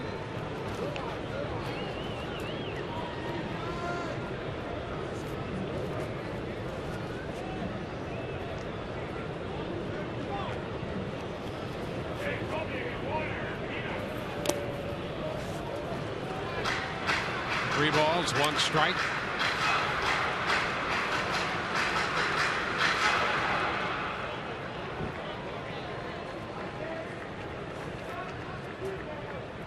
Jennings opened the first with a double when the Rays were on their way to loading the bases, but they left them that way in the first.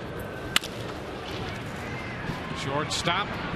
Ibar up with it, and the Rays are up and down 1-2-3 for the second consecutive inning. We move into the 6th, 1-0 Los Angeles.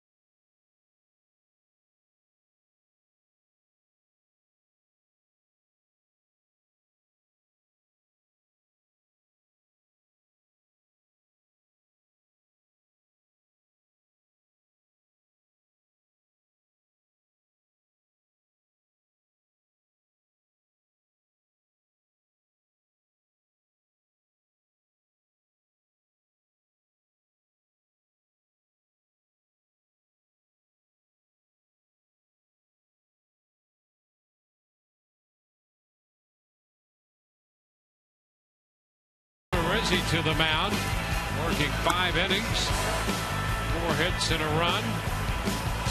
He gave up the lone run in the second inning on a base hit by Luis Jimenez, scoring Hank Conger. Stranded a couple of men on base. Meanwhile, the Rays have had a difficult time with Jason Vargas after loading the bases and failing to score in the first. Rays have left only 1 man on base in the following innings. And now Alex Torres enters the game in relief of Odorizzi. Well, this is exactly Joe Maddon's plan. 5 good innings from Odorizzi, then you turn it over to that Rays bullpen, and you hope that you can throw up some more zeros, and somehow, some way, the Rays offense finds a way to get to Jason Vargas, because that, like you said, that early threat, nothing to show of it, just 1 hit on the day.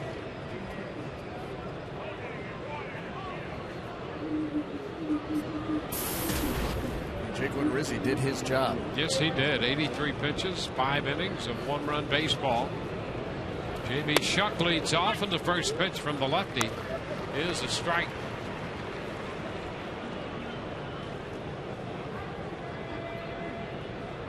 Shuck has singled and has popped out to the shortstop, Escobar. Ball 1 strike.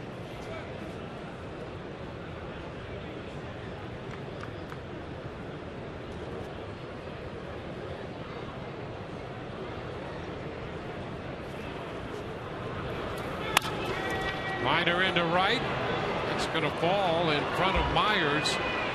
Myers not altogether sure on that one and backed off a step or 2. Yeah, that line drive looked like it may carry out to Will in right field. Shuck gets underneath this ball. Has a lot of carry on it. Will Myers, like you said, a little unsure, doesn't want to make a big mistake that costs extra bases and allows that ball to drop in front of him.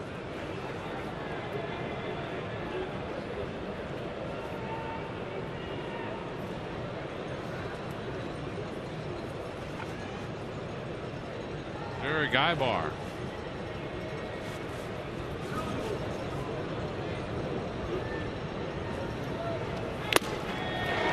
Cut the miss. Something extra on that one from Torres at 94.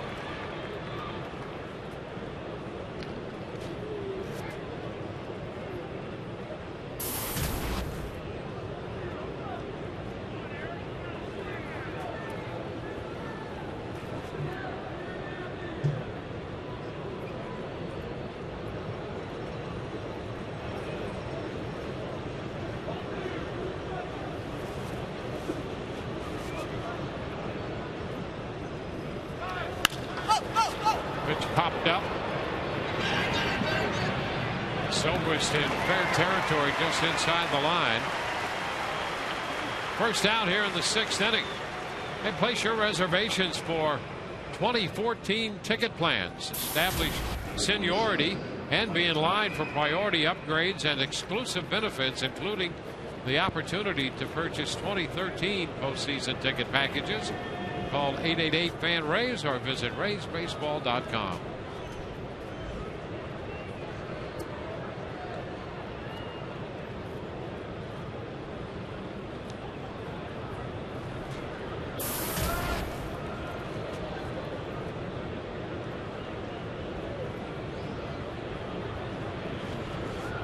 Mike Trout with a walk and a strikeout today. First pitch is a little wide, 1-0. Earlier in the game, we showed Mike Trout's hot zone. And the Rays, they'll pitch in there on his hands for effect, but they want to get him out away.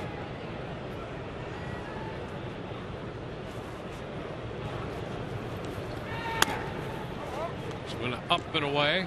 You know, it's pretty amazing too how Jim Hickey puts together these scouting reports on these opposing hitters, and this Rays pitching staff so adept at being able to follow along that game plan and really take a team's big hitters out of a series. We've seen it time and time again.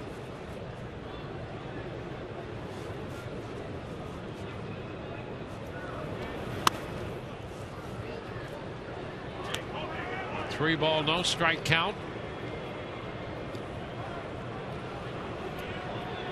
Trout did get Roberto Hernandez for that big home run in the first game of this series, but they've done a nice job with Josh Hamilton. They've done a nice job on Mark Trumbo, guys that they have earmarked as obviously the run producers, the power in the center of that lineup.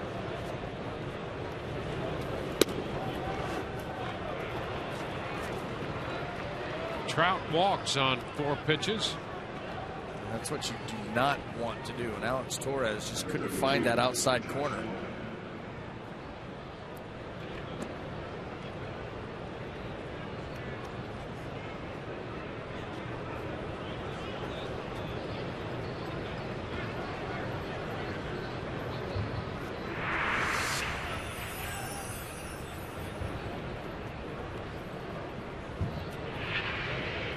This situation, Josh Hamilton, you take an already aggressive hitter and make him even more so. Runner in scoring position, he's going to be looking to swing early and often. Torres should be able to take advantage of that.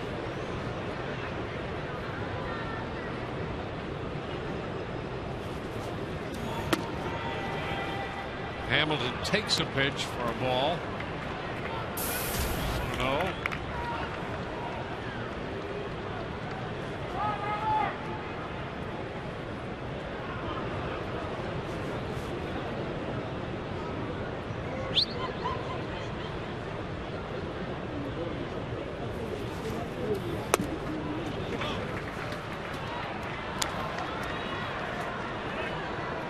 Behind 2-0. A bit of a tough spot right here for Torres in his first inning in relief of Odorizzi.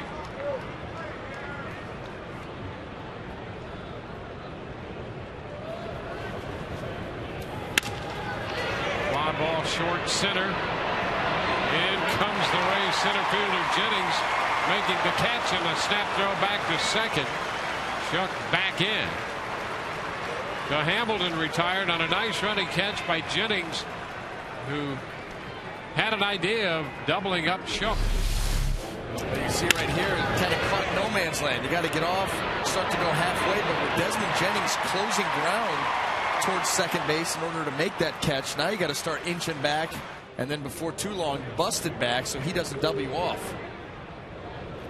He just does get in ahead of the throw.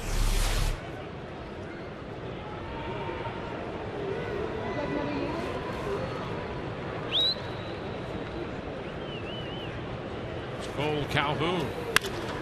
Base hit into center field, charged by Jennings. Shuck on his way to the plate. Throw's not going to be in time. With the throw coming through, Trout goes to third, and Calhoun moves into second.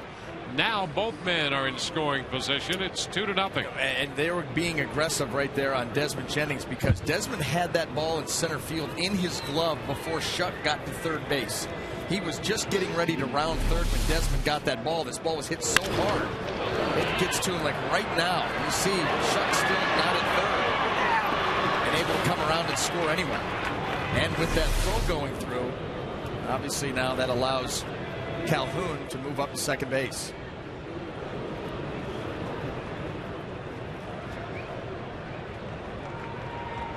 Now Conger hitting from the right side, and he puts down the bunt. Now the runner's going to try to come down and score, but the out at first base will take care of that. Just a slight little hesitation, but Torres had him all the way at first on that bunt. And that'll retire the side, but the Angels come up with a run, and they make it a 2-0 ball game as we move into the bottom of the sixth.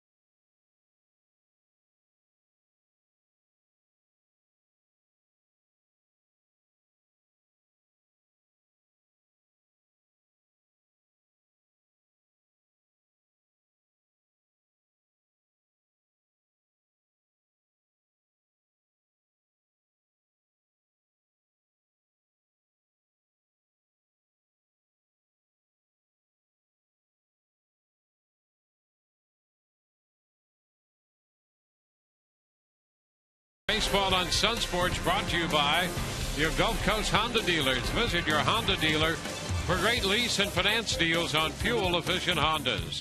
And by Tampa Bay Times, amazing stories only in the 2013 Pulitzer Prize-winning Tampa Bay Times. Well, the Angels add a run in the 6th inning. They get the final out on the bunt by Conger, and that play at first turned out to be closer than you might think. Well, the element of surprise. Conger, runners on second and third, everybody expecting him to try to drive those runs in by swinging the bat. And he drops the bunt down, and fortunately, it was towards the mound. If that ball's up the line either way, may not have been able to make that play.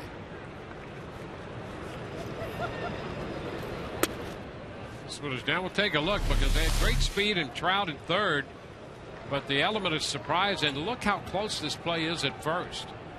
Well, you see right there, what caused that play to be delayed a little bit was Alex Torres. You see how far he had to reach for that ball? Kind of was pulling away from it in anticipation of spinning and throwing reverse. So fouls it out of play. Now it's 1-2.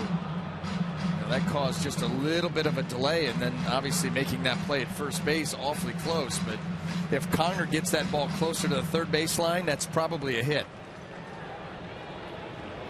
Meanwhile, the Rays, who came into this game leading the majors in hitting against left-handed pitching at 279, have a grand total of 1 hit in this game. That was the leadoff double by Jennings. That's it. A couple of bases on balls, a hit batter. The Rays loaded the bases in the first inning, and the only base runner since in was Zobrist when he walked in the third.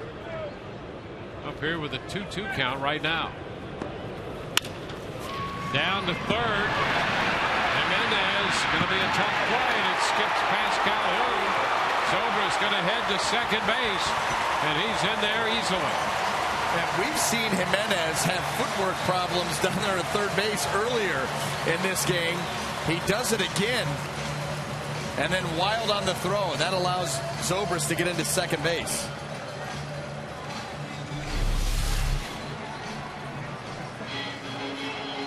Just gets his momentum going outside of his right leg and just goes down. That's it. And then that ball hitting off the turf takes a high bounce off Calhoun. Tony, Dwayne, I think it's the hat over the years. Baseball hats were not meant to be worn like that. Not on the field. An equilibrium issue. That could be. So Zobrist gets a base hit and moves to second on the error. Evan Longoria in the box now. He's getting their third look at Vargas. Third time through the order.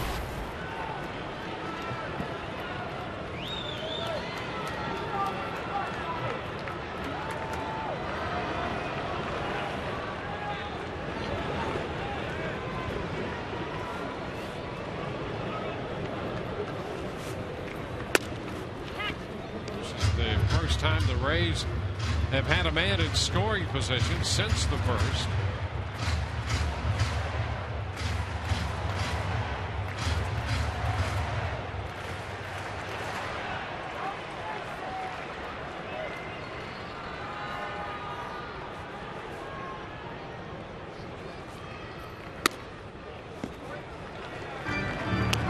Two balls and a strike.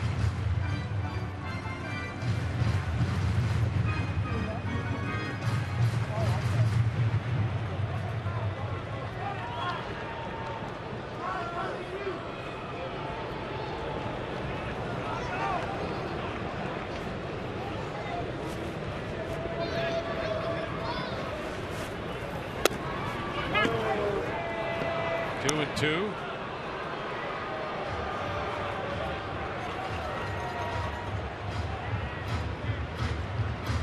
But 0 for 13 right now.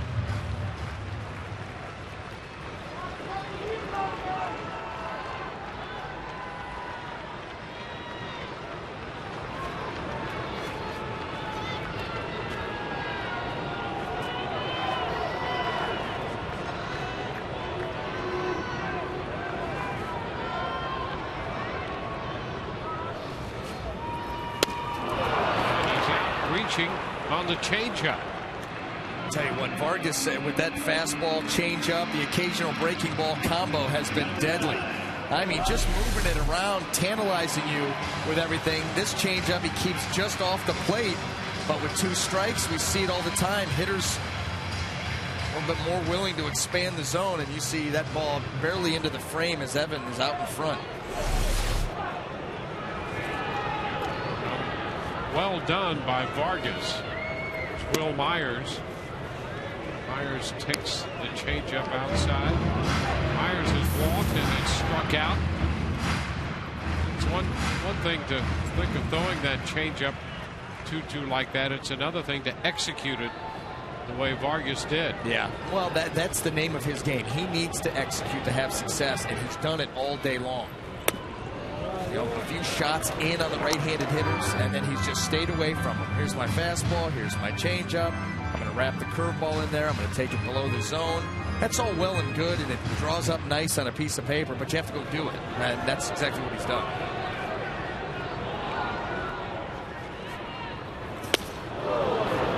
Myers out in front. 2-0, changeup out in front. And listen, we're getting a taste of what other teams face with a lot of the Rays pitchers. With very good changeups. You see it right there out over the plate. You're going to go after it, and it just never gets there. Tremendous arm action. No difference between the look of that pitch coming out of the hand and the fastball. Well, let's do it again. He did. Doubled up. Yeah. Now, will he triple up? Will he sneak 86 by you? I mean, what's he going to do now? We saw him do this to Lobaton and then come back with 85 on the outside corner and just freeze him. But this is what you do when you double up. You present. And he shot the outside corner. Hey, this is brilliant pitching here by Vargas, and he just missed locking up Will Myers on a close pitch. But here's the deal. If he finds the corner, that's a perfect pitch. Yeah. You swing and miss at 2 changeups, and then that's how you make 87 effective. You just lock a guy up.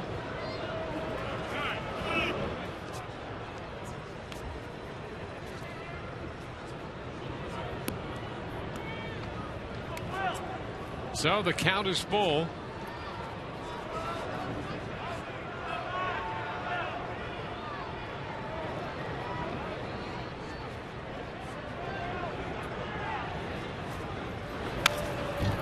Myers a piece of that one to stay alive. So he came back off speed.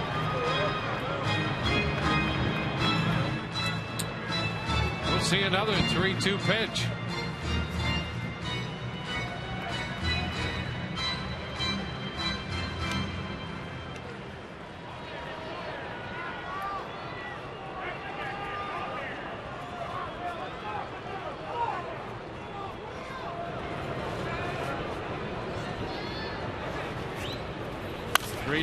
Pop foul.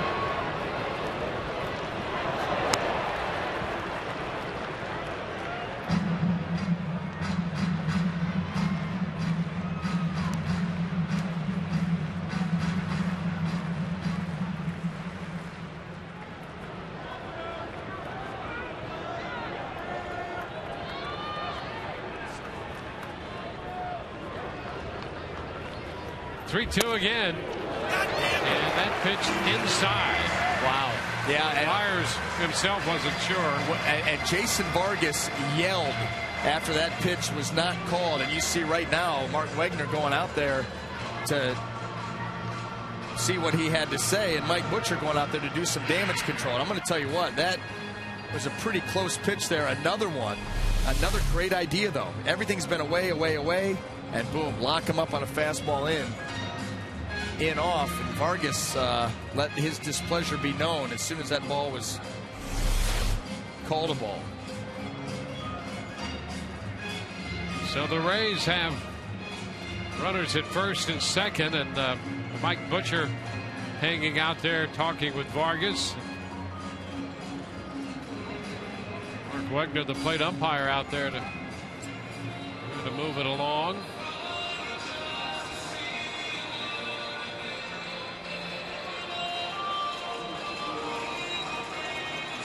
I think Mike Butcher right now is inquiring on where maybe a couple pitches in that at-bat were awfully close. Just generally speaking, let's talk about pitch location. That's you can't really be careful about that. Yeah. I'm going to throw a hypothetical at you, but let's say that there's a guy named Vargas on the mound. Just thrown out there, we're playing the Rays. Myers is in the batter's box. Yeah. Where were those pitches at? Men at first and second. Sean Rodriguez now in the box with one out. Sean 0 for 2. Takes a cut and is out in front of the changeup. That's really, too, where a pitching coach and a manager have to rely on the honesty of their players. The catcher, the pitcher, because from the dugout, you can see height. Mm-hmm. You know what I mean? And you can see side of a plate, but those borderline pitches, that's an angle you're not going to be able to really tell. So you need your catcher to say, you know what, that ball's a little bit in, or that was right on the plate, because may end up getting you tossed later in the game. And Vargas was vocal after that pitch was made and called. Yep. Conger takes part of that foul ball. 0-2. Vargas making sure that his battery mate is okay. Michael Kahn busy in the bullpen.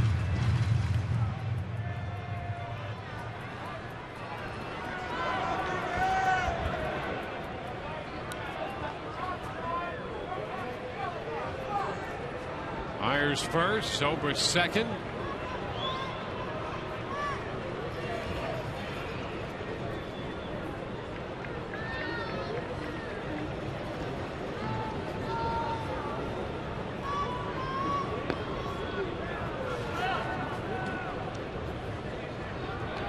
Two strikes the count on Rodriguez. And he's out on strikes. Well, he had him over anxious up there. Yep. Strikes him out on the off-speed stuff out in front. And good late action on that changeup. Ball starts off the plate and ends up further off the plate, but 0-2 count. You get Sean Rodriguez to chase. It's been a tough day for Sean. He came up with the bases loaded and one out in that first inning and popped up to third. And here with one out, first and second, another scoring opportunity, the only other scoring opportunity, and chases that changeup off the plate. I'll tell you what, he's done that to a lot of these Rays hitters.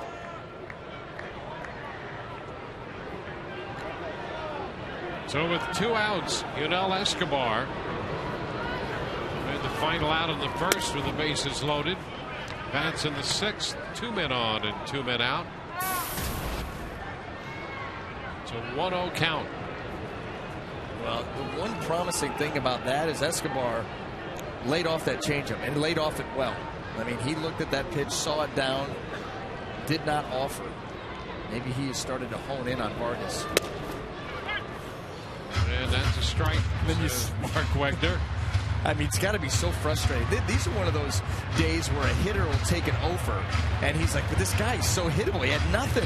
Yeah, but you're 0 for 4. It was the easy, it's one of those offers that the hitter hates to take because they feel like they're all over this guy's stuff, and he's not going to blow him away. Throw back to second base. Back in is Zobrist. Just in and out, back and forth. Frustrate you. Take you out of your game plan. That's what he's done so far.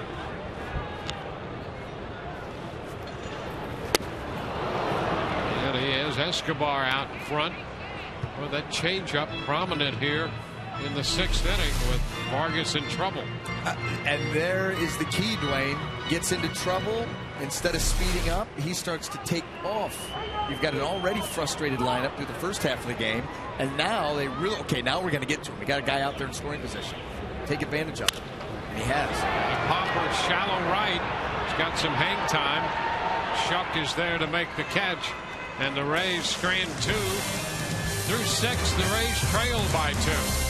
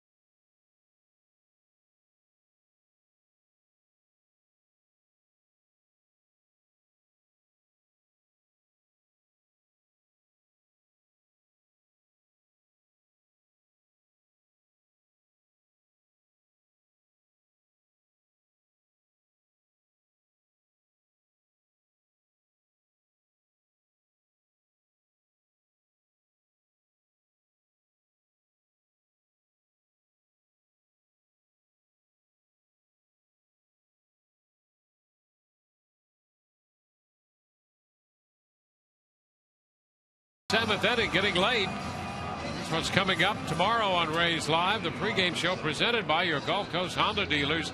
David Price will go to the hill to begin that West Coast trip. Orestes breaks down Yoenis Cespedes, and a feature on the Rays starters complete game celebration.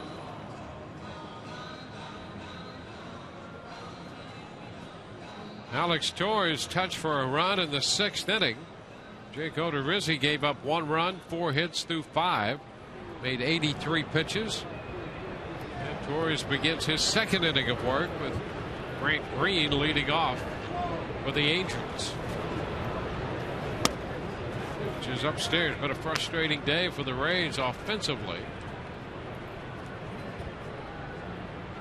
Jim Hickey on the bullpen phone starts to get some action stirring.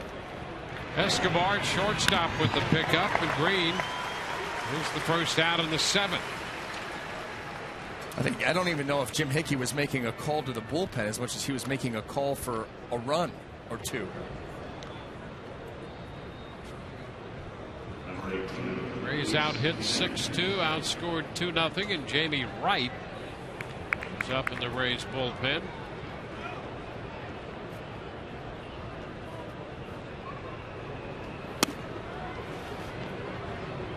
A bit inside to the third baseman Luis Jimenez.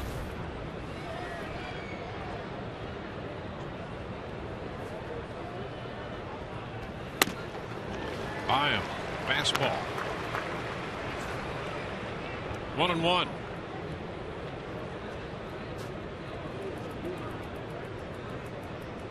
Jimenez 2 for 2. Down to third, nice backhanded stop. Longoria from foul territory, and a great stretch at first gets Jimenez. Great play by Longoria at third from the foul side, and a very impressive pickup at first by Rodriguez. Well, he had to pick up a 2-hopper. A 2-hopper hit down the line, the backhand by Longoria, and a 2-hopper on the throw. Way in foul territory. 1, 2. Got him by a half a step. Outstanding all the way around.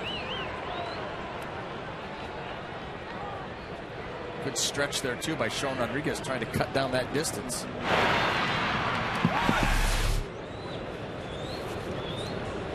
Peter Borges, first pitch is a strike. Well, you see 1 or 2 or maybe 3 outstanding plays from Longoria, it seems, every day.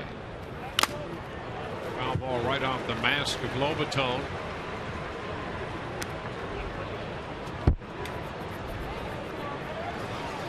We've seen some great defensive work overall. He made that play Longoria did back in the 2nd on the ball hit by Green. Got the screaming liner by Borges in the 3rd. Now an outstanding play on this ball here in the 7th inning.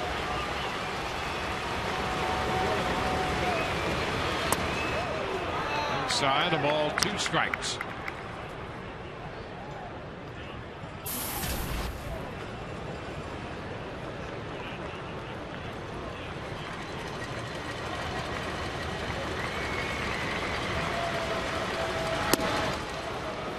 Inside, 2-2.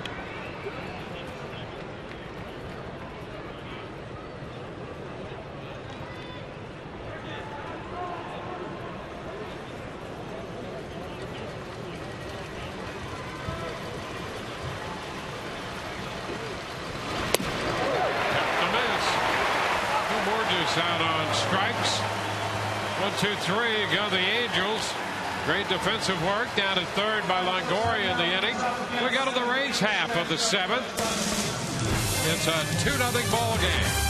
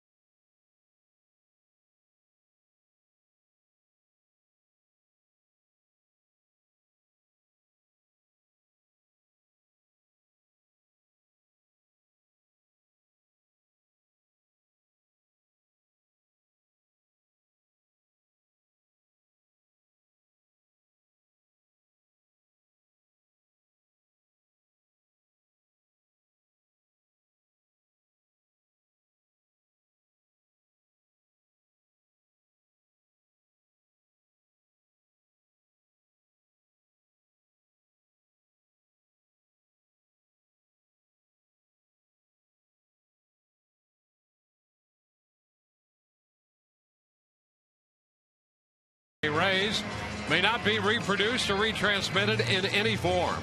And the accounts and descriptions of this game may not be disseminated without the express written consent of the Tampa Bay Rays.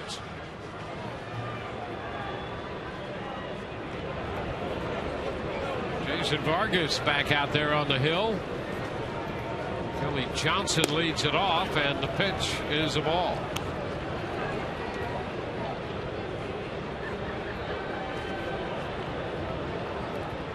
Johnson has struck out and grounded out. 1-1.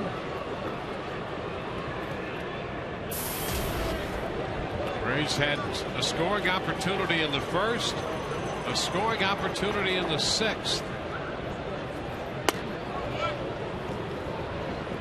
2-1. Vargas thought he had a strike there on the curveball. It's 2-1. That was the same pitch that he called him out on strikes earlier in the game. Looking, same pitch. Back in the second. Little roller. Green gloves and throws to first. Johnson is the first out in the seventh.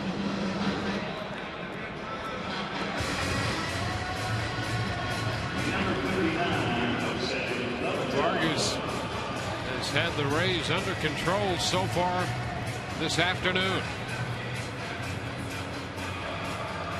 I ran into Mark Langston out in the hallway. Yes. And he said, watching this, he said, how badly do you want to come back right now? He said, you're not kidding. This guy is just masterful this afternoon, putting on a clinic. Figure out a way to get to him or get him out of the game. Bullpen misses, strike one. Well, one out in the seventh. It's getting late. Yeah. Rays down by 2.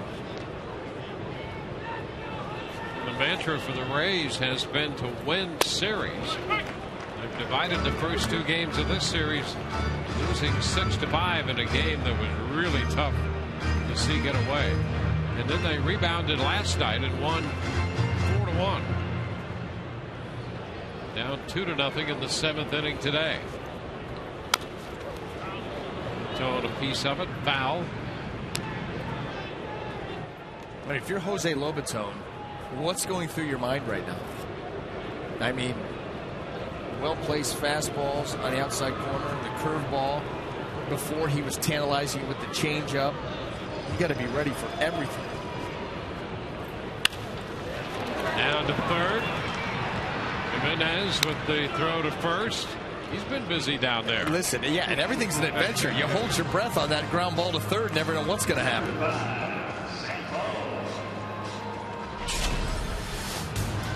Well, this has been Jason Vargas in trouble early. And there's that curveball to Kelly Johnson. Gets him looking on that. That little bit of deception with that back turn towards the hitter. But he has been absolutely masterful, not only in his setting up of pitches, but in his executing of them. He's had a great game plan. He's getting the Rays to expand their strike zone. He's using both sides of the plate, now primarily staying away from Rays hitters. Yeah, those last 2 shots there of Longoria and Rodriguez in the 6th inning. Great use of that changeup. Oh. Just fading away from the bat. Just walking these guys right off of the plate. Here's one on the outer third. Corner. Off.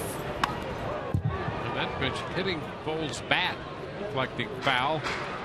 0-2. Well, look how he's throwing the full. You know, we talked about how you start to turn around having success against left-handed hitters. If you're a left-handed pitcher, is you've got to pitch them in. He's done that extremely well. Curveball away, get you leaning out over, fastball back up and in, just continue back and forth, back and forth.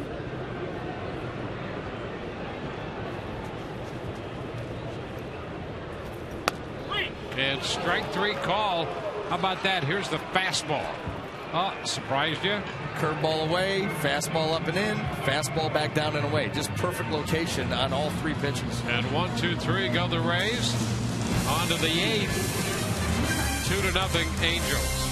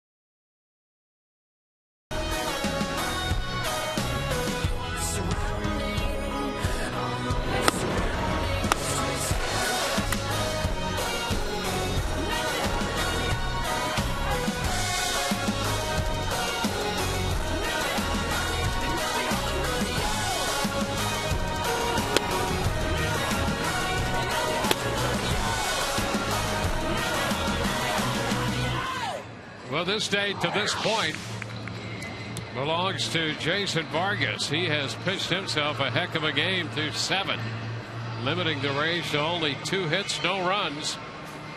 And as we go to the 8th inning, Jamie Wright enters the game for the Rays. Odorizzi gave up a run, Torres a run, and now Jamie Wright to face J.B. Shuck. Shuck 2 out of 3 in this game. Pitch is upstairs. Shuck with 2 home runs. If you look at the numbers on Jamie Wright making his 54th appearance. 2 with a 3.04 earned run average. Broken bat. Ground ball to second. Zobrist takes care of that. How about this? I mean, that right there is courtesy. That shard right there, courtesy of the cutter. You're going out thinking that the ball's out over the plate. It's got a little bit late movement coming in and just saws that bat off. Cut to that ball.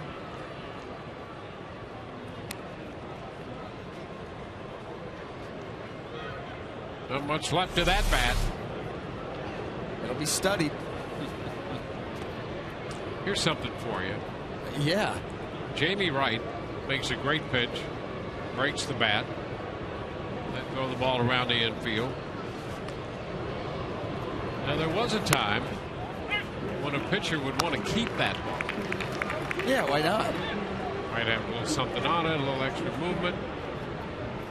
But as a rule, pitchers now will wind up, hey, take this and give me a new ball. Yeah, they want to bring their own stuff to the party. I got you. They're like, listen, the stuff that I have on me is way better than this pine tar. The nicked baseball and the pine tar. Yeah. Yeah. Okay. But I'm trying to be fair. I don't want an advantage of having a nick on a baseball. It might move a little bit more. It can. Have you ever played catch with a guy and take a baseball and just scuff the side of it and just play? You don't even have to get any velocity on it. Just throw a nice firm ball and that thing just takes off. It's crazy. Yeah. You understand why guys have tried to emery board and something on the nail, little scuff action, because it does make a baseball move crazy. Yeah. And there was a time in the past that pitchers would just love to have those baseballs. Yeah. Keep them in play. Shortstop, Escobar handles Ibar. 2 outs.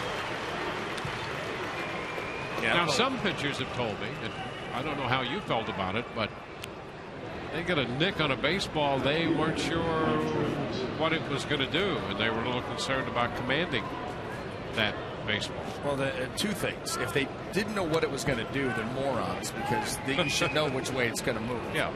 The commanding part, yeah, you're right. You takes off on you. Yeah. You have no idea. And so unless you've practiced that, yeah, you don't know where it's going to end up. But I'll tell you one thing, if you need a ground ball double play, it's not a bad ball to hang on to.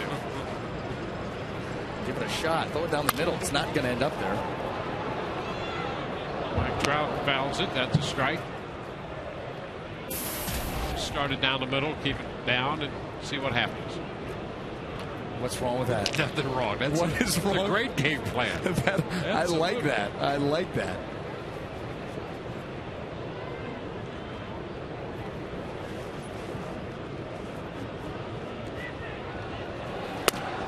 And that's a strike. 0-2.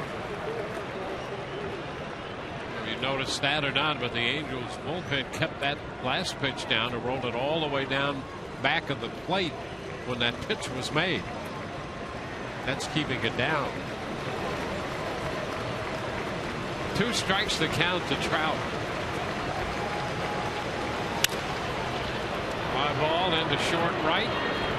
Myers right there for it. A 1-2-3 inning for Jamie Wright. We go to the bottom half of inning 8. The Rays are down 2-0.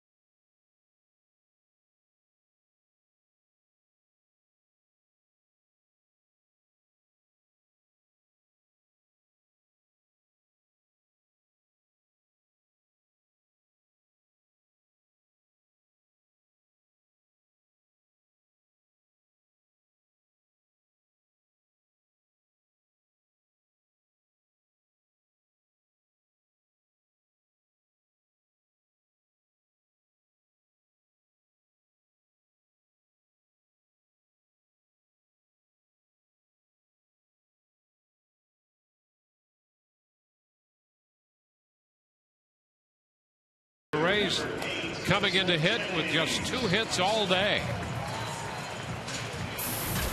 9/11, a day of remembrance and a day to honor the heroes among us. Join the Rays in honoring the EMS, police, and fire personnel who protect our community during Heroes Day, September 11th, when the Rays take on the Red Sox. For more information on the Heroes Day ticket package, visit raysbaseball.com/special events.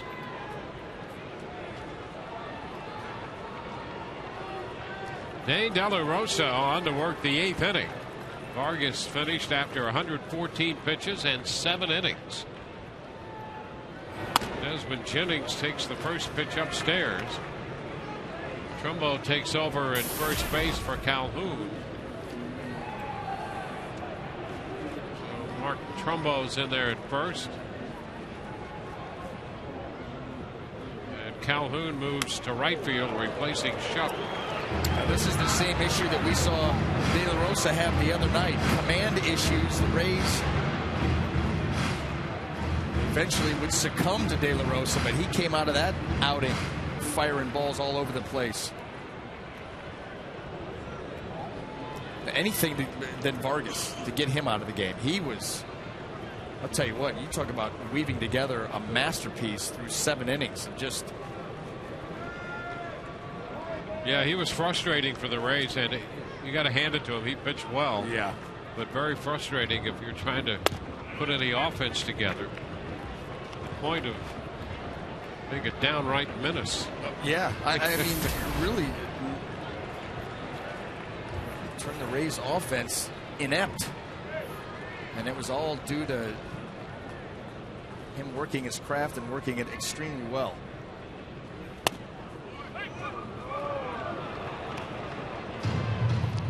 Two balls, 2 strikes. I mean, you could see the Rays hitters up there. You actually see them thinking, what is he going to come with next? They're thrilled to see De La Rosa out there now. Have 2 innings here to make something happen against that Angel bullpen. Go a long way getting this guy on base. Well, count is full. Well, Jennings doubled to open the first, led to the Rays loading the bases, but they left them that way. They left another runner on in the 3rd, 2 men on in the 6th. That's it.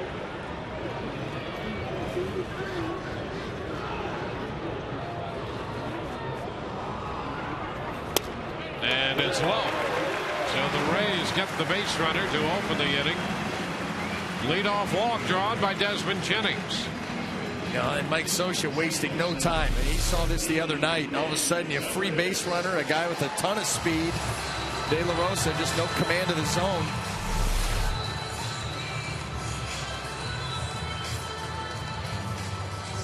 Mike Butcher heads to the mound.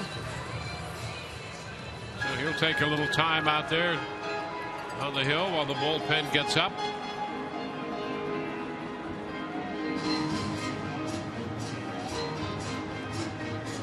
The Rays are on the road. They hit the road immediately following this game and head west. They'll take on the Oakland A's tomorrow night. David Price will open the series for the Rays in search of his 9th win, opposed by Jared Parker, the right-hander, 10-6. And we'll be with you at 9:30 from Oakland to begin that series.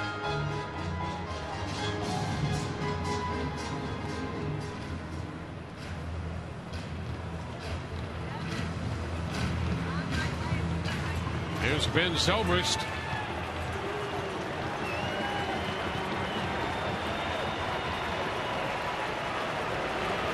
He has been on base 3 times today. Takes a fastball, strike 1.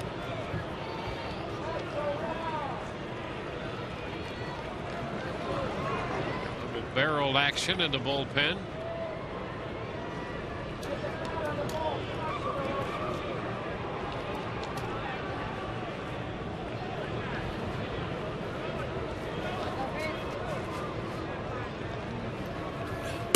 Zobrist takes it low and in. 1-1.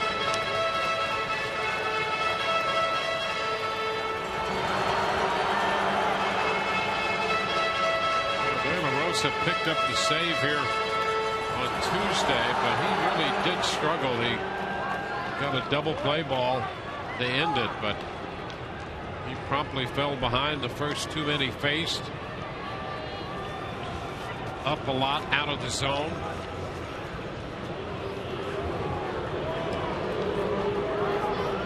You just get the feeling here through his first 8 pitches, now the Rays have a chance. Yep. He didn't have that after Vargas was able to get out of that first inning jam. That thought left quickly, but all of a sudden it is back.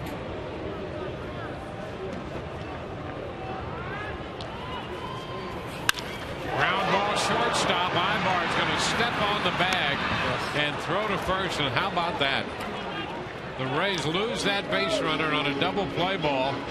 That's what helped De La Rosa close out the game here in game 1 on Tuesday. Yeah, I mean, that is frustrating because that ball off the bat looks like, Ben, maybe a base hit up the middle, but look at the positioning.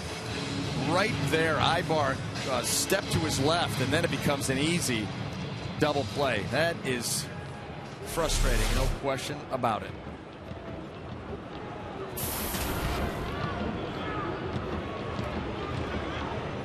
Evan Longoria bats with the bases empty.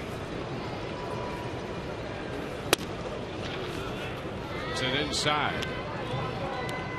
1-0 count.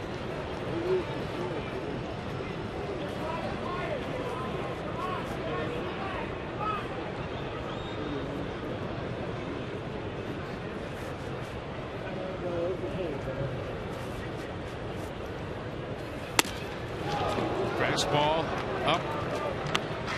1-1 the count now.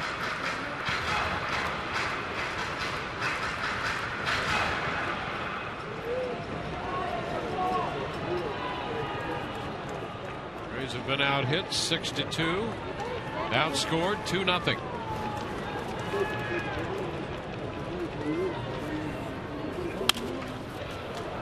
It's out of play and puts Longoria behind in the count. And you see the little bounce in the step of Dane De La Rosa now. Struggling a little bit early on, gets the big double play, and now rearing back. Fastball in the mid-90s. Command has gotten better. Success goes a long way.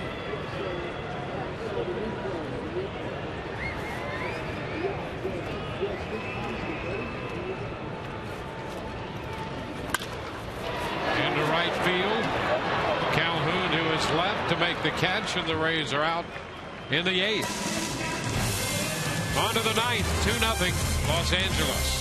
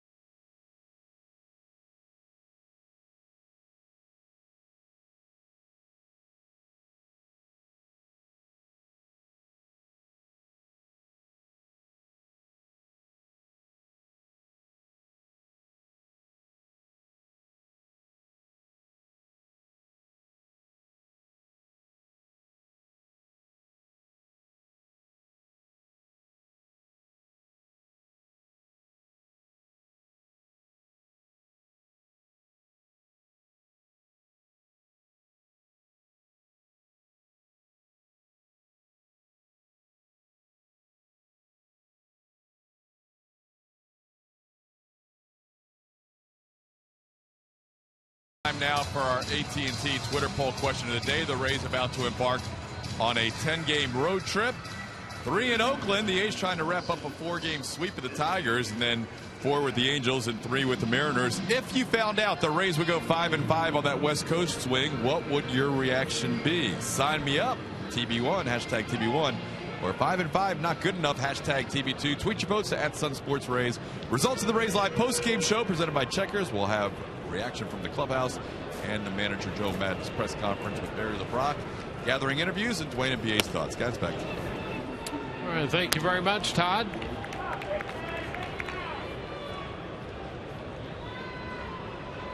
Rays Live, the post game coming up. Talking about Jason Vargas. Got the Joe Madden press conference, interviews from the clubhouse. Ross Hamilton up here. 1-1 to count.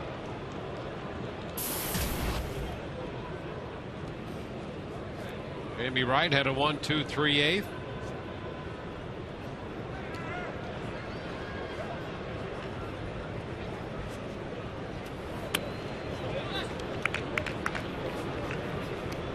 Now 2-1. Wesley Wright busy in the bullpen.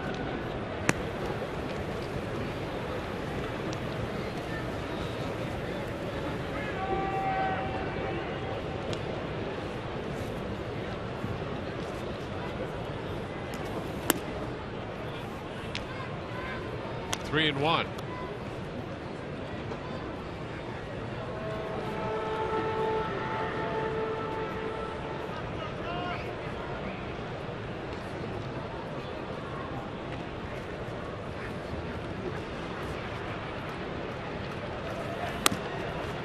And ball four, Hamilton walks. Leadoff man aboard for the Angels.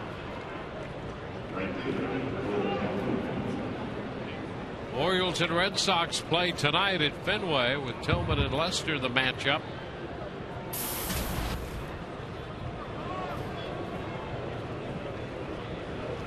Athletics lead the Tigers 6-3 in that game. By the way, Miguel Cabrera left that game limping off the field.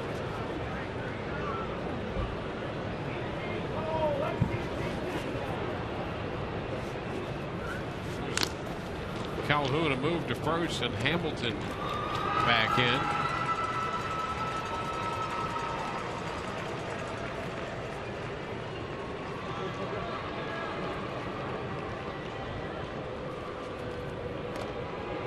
Over to first again on Hamilton, who's back in.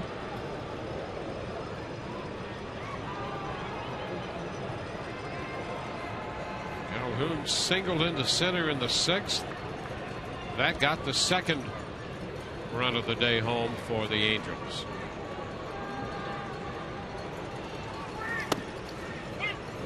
Strike call. And Dwayne, you talked about him ambushing pitchers, and for home runs, leading off four of them. Yep. That's exactly what he did in that last at bat, except it was on the fastball from Torres. First pitch, and he shot it right back up the middle. That turns out to be a huge run because now, obviously 2-run lead. Harder to overcome than just one, where one swing of the bat can tie it up. You got to put something together, but you got to keep it at 2.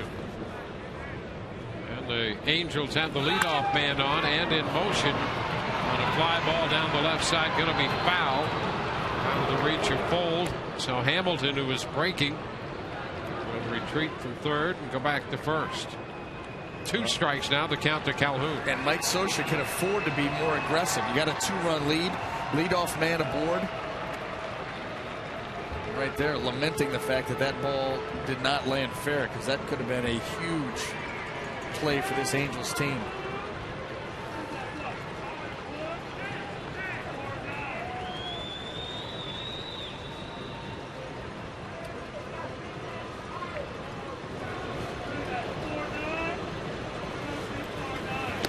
Down and in.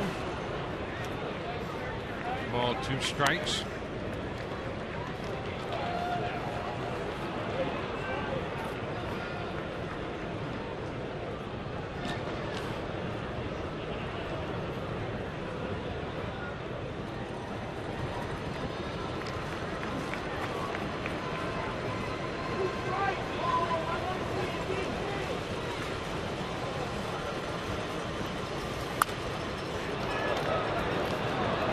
Still 1-2.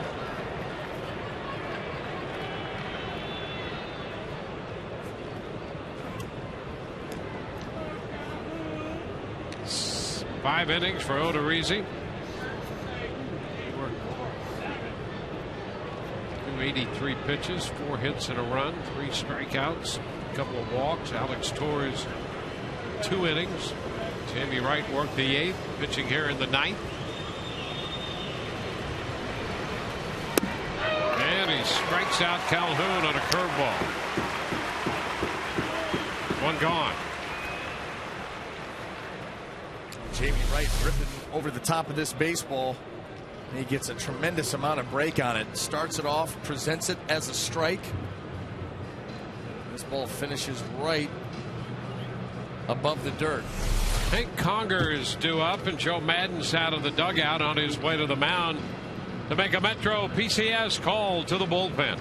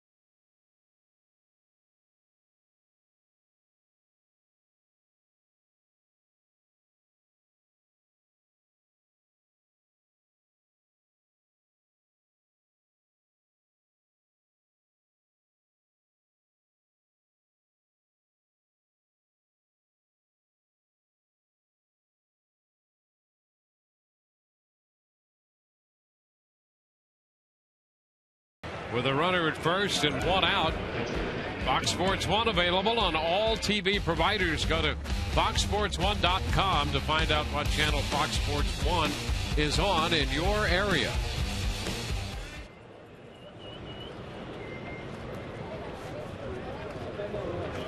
Hank Conger batting right-handed. The first pitch, fastball by him. Strike 1. Joe Madden wanting to turn Conger around. He brings in Wesley Wright. He's on for the 59th time between the Astros and the Rays. 45 and 2/3 innings, almost a strikeout an inning.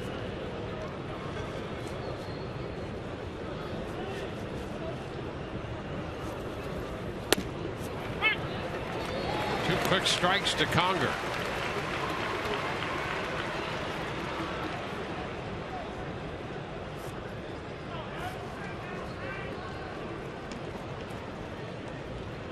Fifth appearance for Wright in a Rays uniform since they got him on the 12th of August from Houston. And he takes care of Conger, strikes him out looking.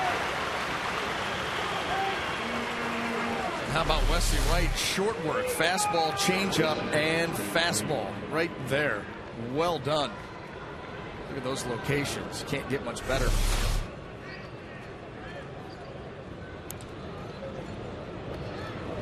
Two gone. Green up there against Wright.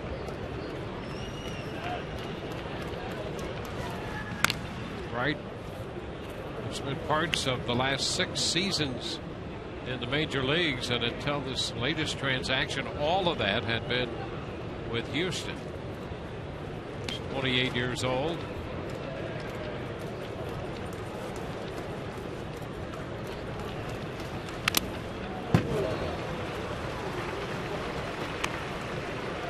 Strike to count. Green victimized on a very good play back in the second inning by Evan Longoria. And then he lined into a double play in the fifth.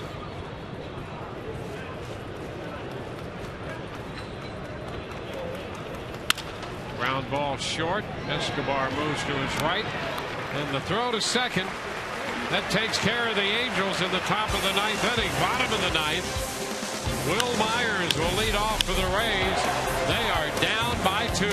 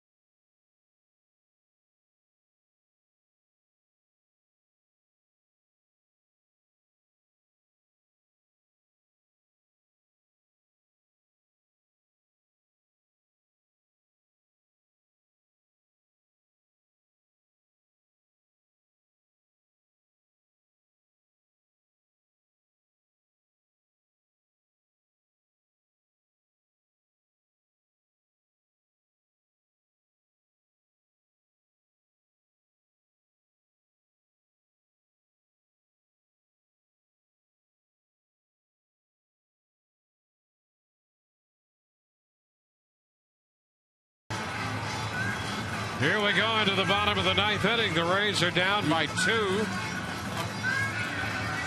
They'll have Will Myers to lead off.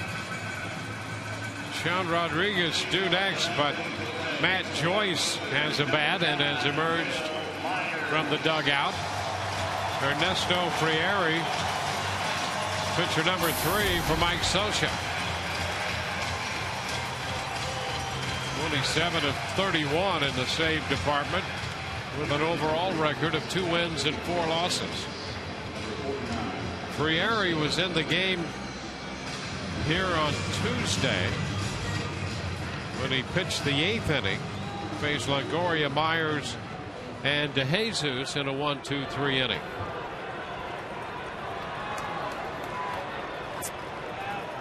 So it's Frieri and Myers here in the 9th this afternoon. The pitch is a strike at 95. Yeah, and how often is it that the Rays would be hoping for 95 over 86? May have a better shot. You're down to your last one here.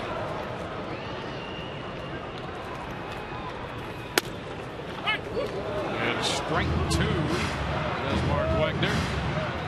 Now Frieri using the bottom of the zone and now the top of the zone. That's a lot of room to cover. Joyce on deck now. I'm not sure what you're thinking right now as Frieri expanding the zone on Myers. Try to go out. We're going to go up.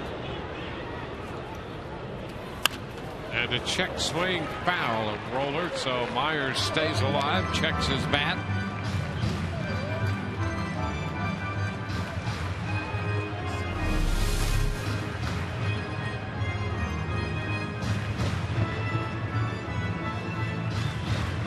What a shot. Wow. Provided there by Phantom Cam. See the impact.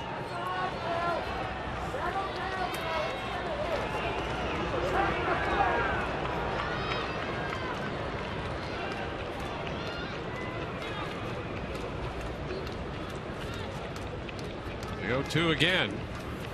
Upstairs. Rays down to their final 3 outs. They need a base runner to have a shot.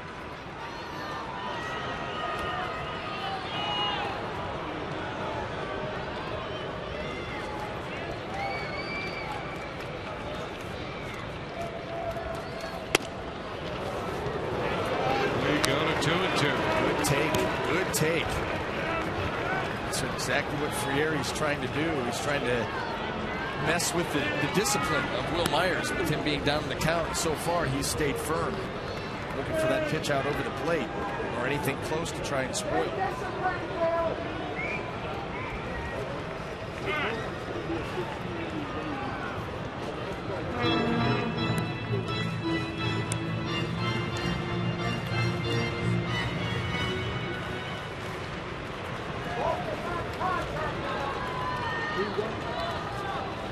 2-2.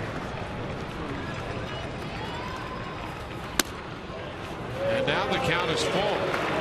So at 0-2 and the foul ball, 3 straight pitches out of the zone, all the way out.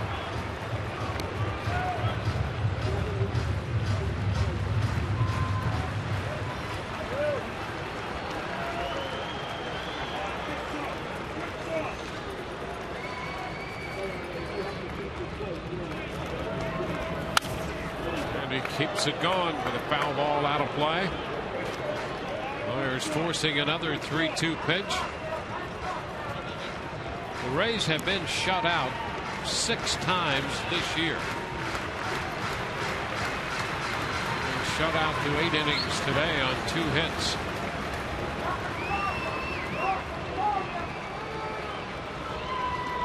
The 3-2 again. Myers walks. How about that? Down 0-2. He walks. Walking for the 3rd time today. The Rays get that base runner. Yeah, never giving in. Never giving in. Never expanding the zone. Never chasing. You get a man aboard, and now you're back down to 1 swing. Tie this baby up. And Matt Joyce will be the pinch hitter. See what Matt has done recently in the last 10 games.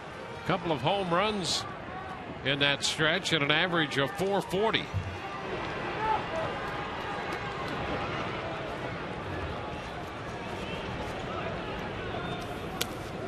Low and in. Ball and no strikes.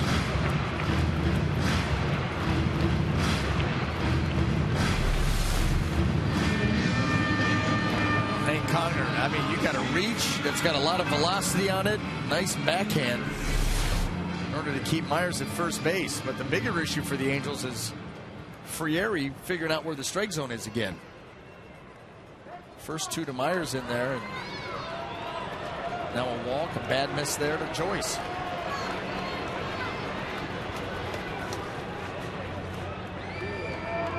One-0. 1-2.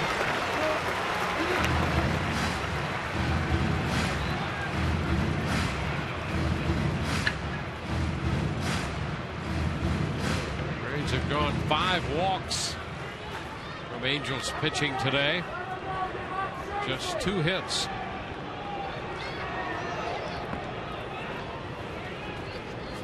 Two 0. 2 balls and a strike now.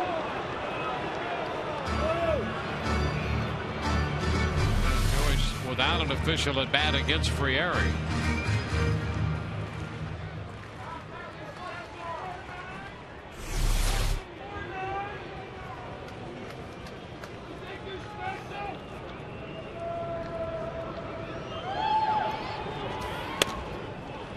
Off the plate in, and now it's 3-1.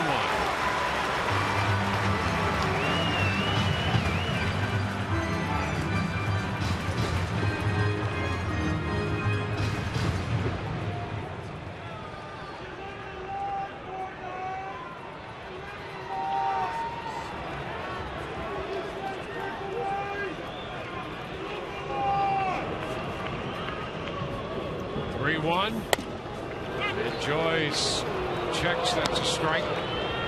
3-2. Now he's got him timed up. Now if you want to throw that pitch, you're going to get a big rip or walk him. Either way. Rays have Escobar on deck. You've got to believe he's coming with that fastball, struggling with the command of it so much. I would sell out for that pitch right here.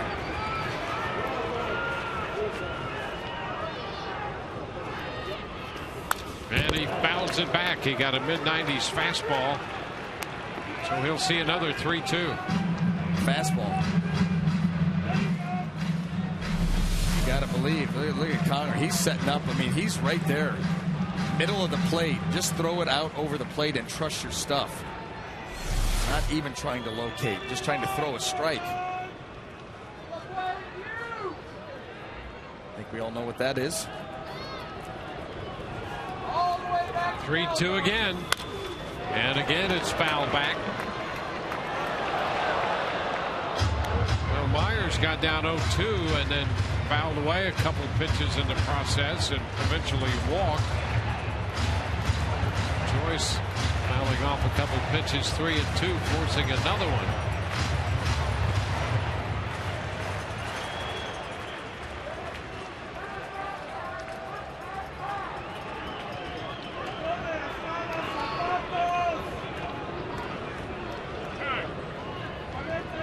Joyce granted time on Wegner.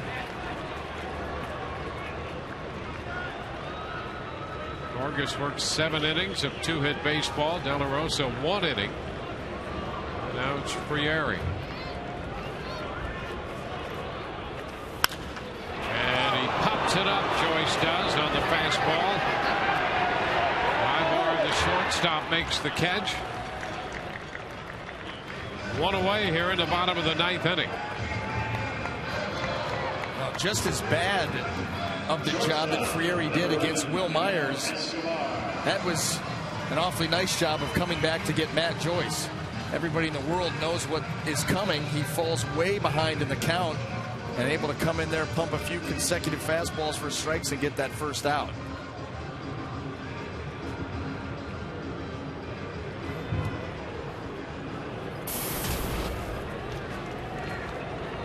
Here is Yadiel Escobar.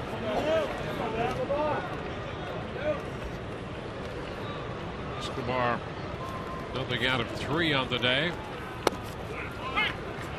Pitch is a strike. Yadiel made the final out in the first when the Rays had the bases loaded with 1 out. Rodriguez popped out and Escobar hit a fly ball to center. The Rays had runners at first and second with 2 outs in the 6th. Rodriguez struck out and Escobar hit a fly ball to right. Now 2 strikes, the count on Yadiel here in the bottom of the 9th.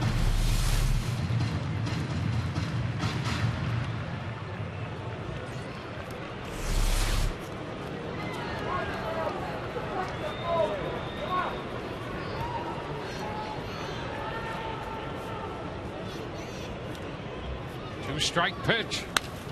Fastball fouled back. 96.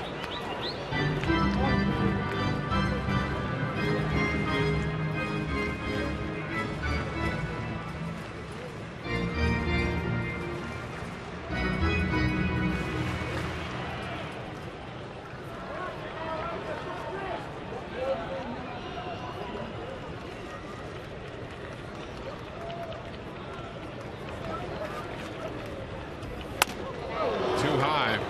It's 1-2.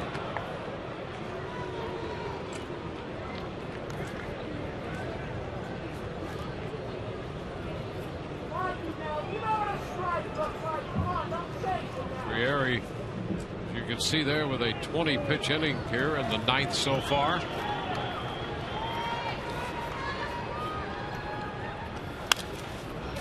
And a foul back.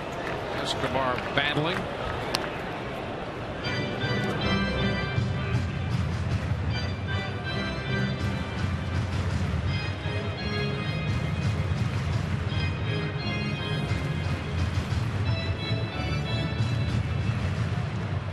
Frieri with the 27 saves and 31 opportunities. That's a career high in a save total for him.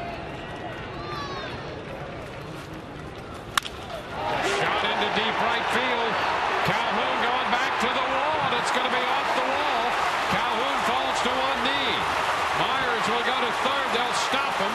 Into second, Escobar. And the Rays have men at second and third. Suddenly, a blast off the wall, and Calhoun had difficulty out there in right field with that one. as Escobar sets up a ninth-inning threat. Now, finally something to cheer about. Frieri right here hangs a breaking ball, and Escobar gives it a ride. He thinks he's got it.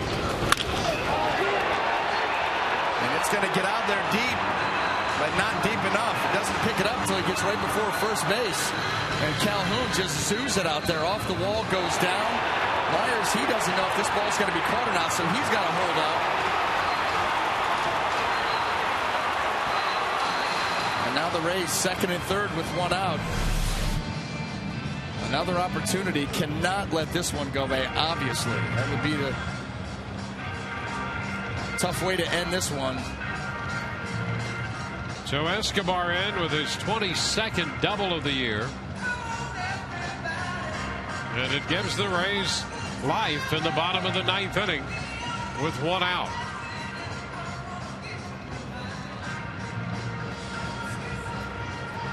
Now batting, designated hitter, number 2, Kelly Johnson. It's Kelly Johnson. Johnson 0 for 3, a couple of ground ball outs.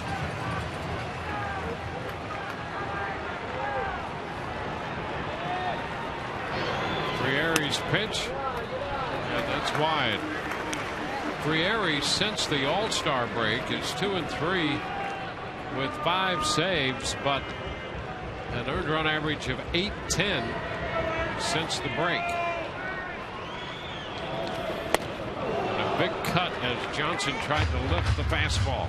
Now that's the one thing that gives Frieri hope. He's got swing and miss stuff. Kelly just misses this, but be patient, force him into the zone. Key is to stay patient. Johnson fouls it out of play. Fastball 1-2. David DeJesus on deck. Johnson the DH in the batter's box. DeJesus would hit next for Lobaton. I would be shocked if Frieri doesn't try to climb the ladder here on Kelly Johnson. Got the count in his favor. Try to go up in the zone. Try to get above that swing. He bounds the fastball. I'll tell you what, if he's going to stay down there, I think that plays right into the swing path of Kelly Johnson. Kelly wants that ball down and out over there where he can get some extension. That would be a beautiful thing. Liftable. Yeah, especially with his swing path.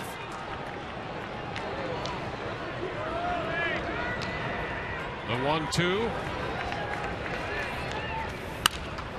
It's fouled back again. Fastball, mid-90s. You know, you go back to the first fastball that he swung through for strike one, and it was a fastball middle of the plate, kind of riding up just a little bit, and he got it over the swing. You could probably try to go there, maybe even a little bit higher than that.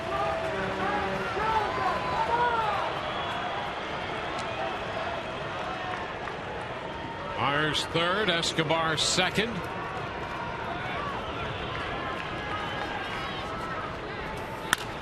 Johnson pops it up left side. Jimenez after it near the dugout, and he makes the catch for the second out. Johnson pops out in foul territory to third. I mean, just a few more feet and get that thing out of play. That thing hangs up right to the railing. Jimenez goes over, finds it, and makes the play. Now you're down to your last shot, and what a way for David DeJesus. The opportunity that he's presented himself with.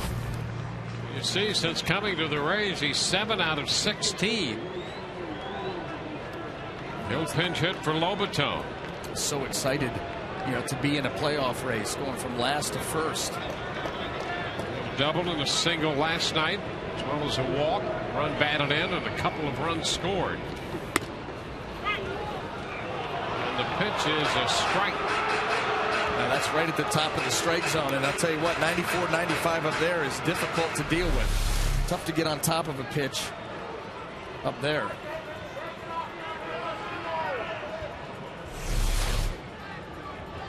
Rieri about to make the 30th pitch of this inning.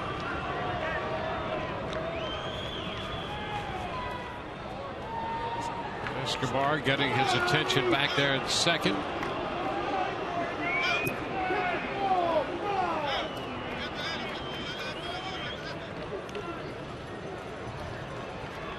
So DeJesus attempting to keep the Rays' hopes alive.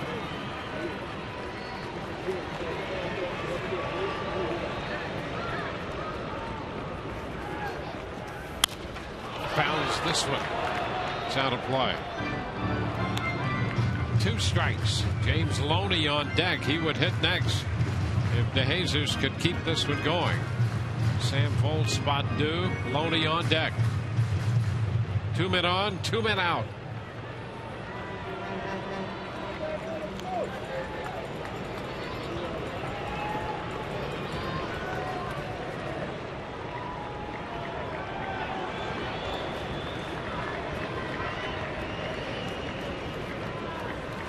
Two. High fly ball into right field. Calhoun has room, and this game is over. DeJesus sent a high fly ball into right, but under it, not enough depth, and the Angels have shut out the Rays 2-0. 7th time the Rays have been shut out this year, and the Rays at the moment stand 3 games back of Boston. The Red Sox will play at home tonight against Baltimore. It's a 2-0 final. We'll be back with the totals in a moment.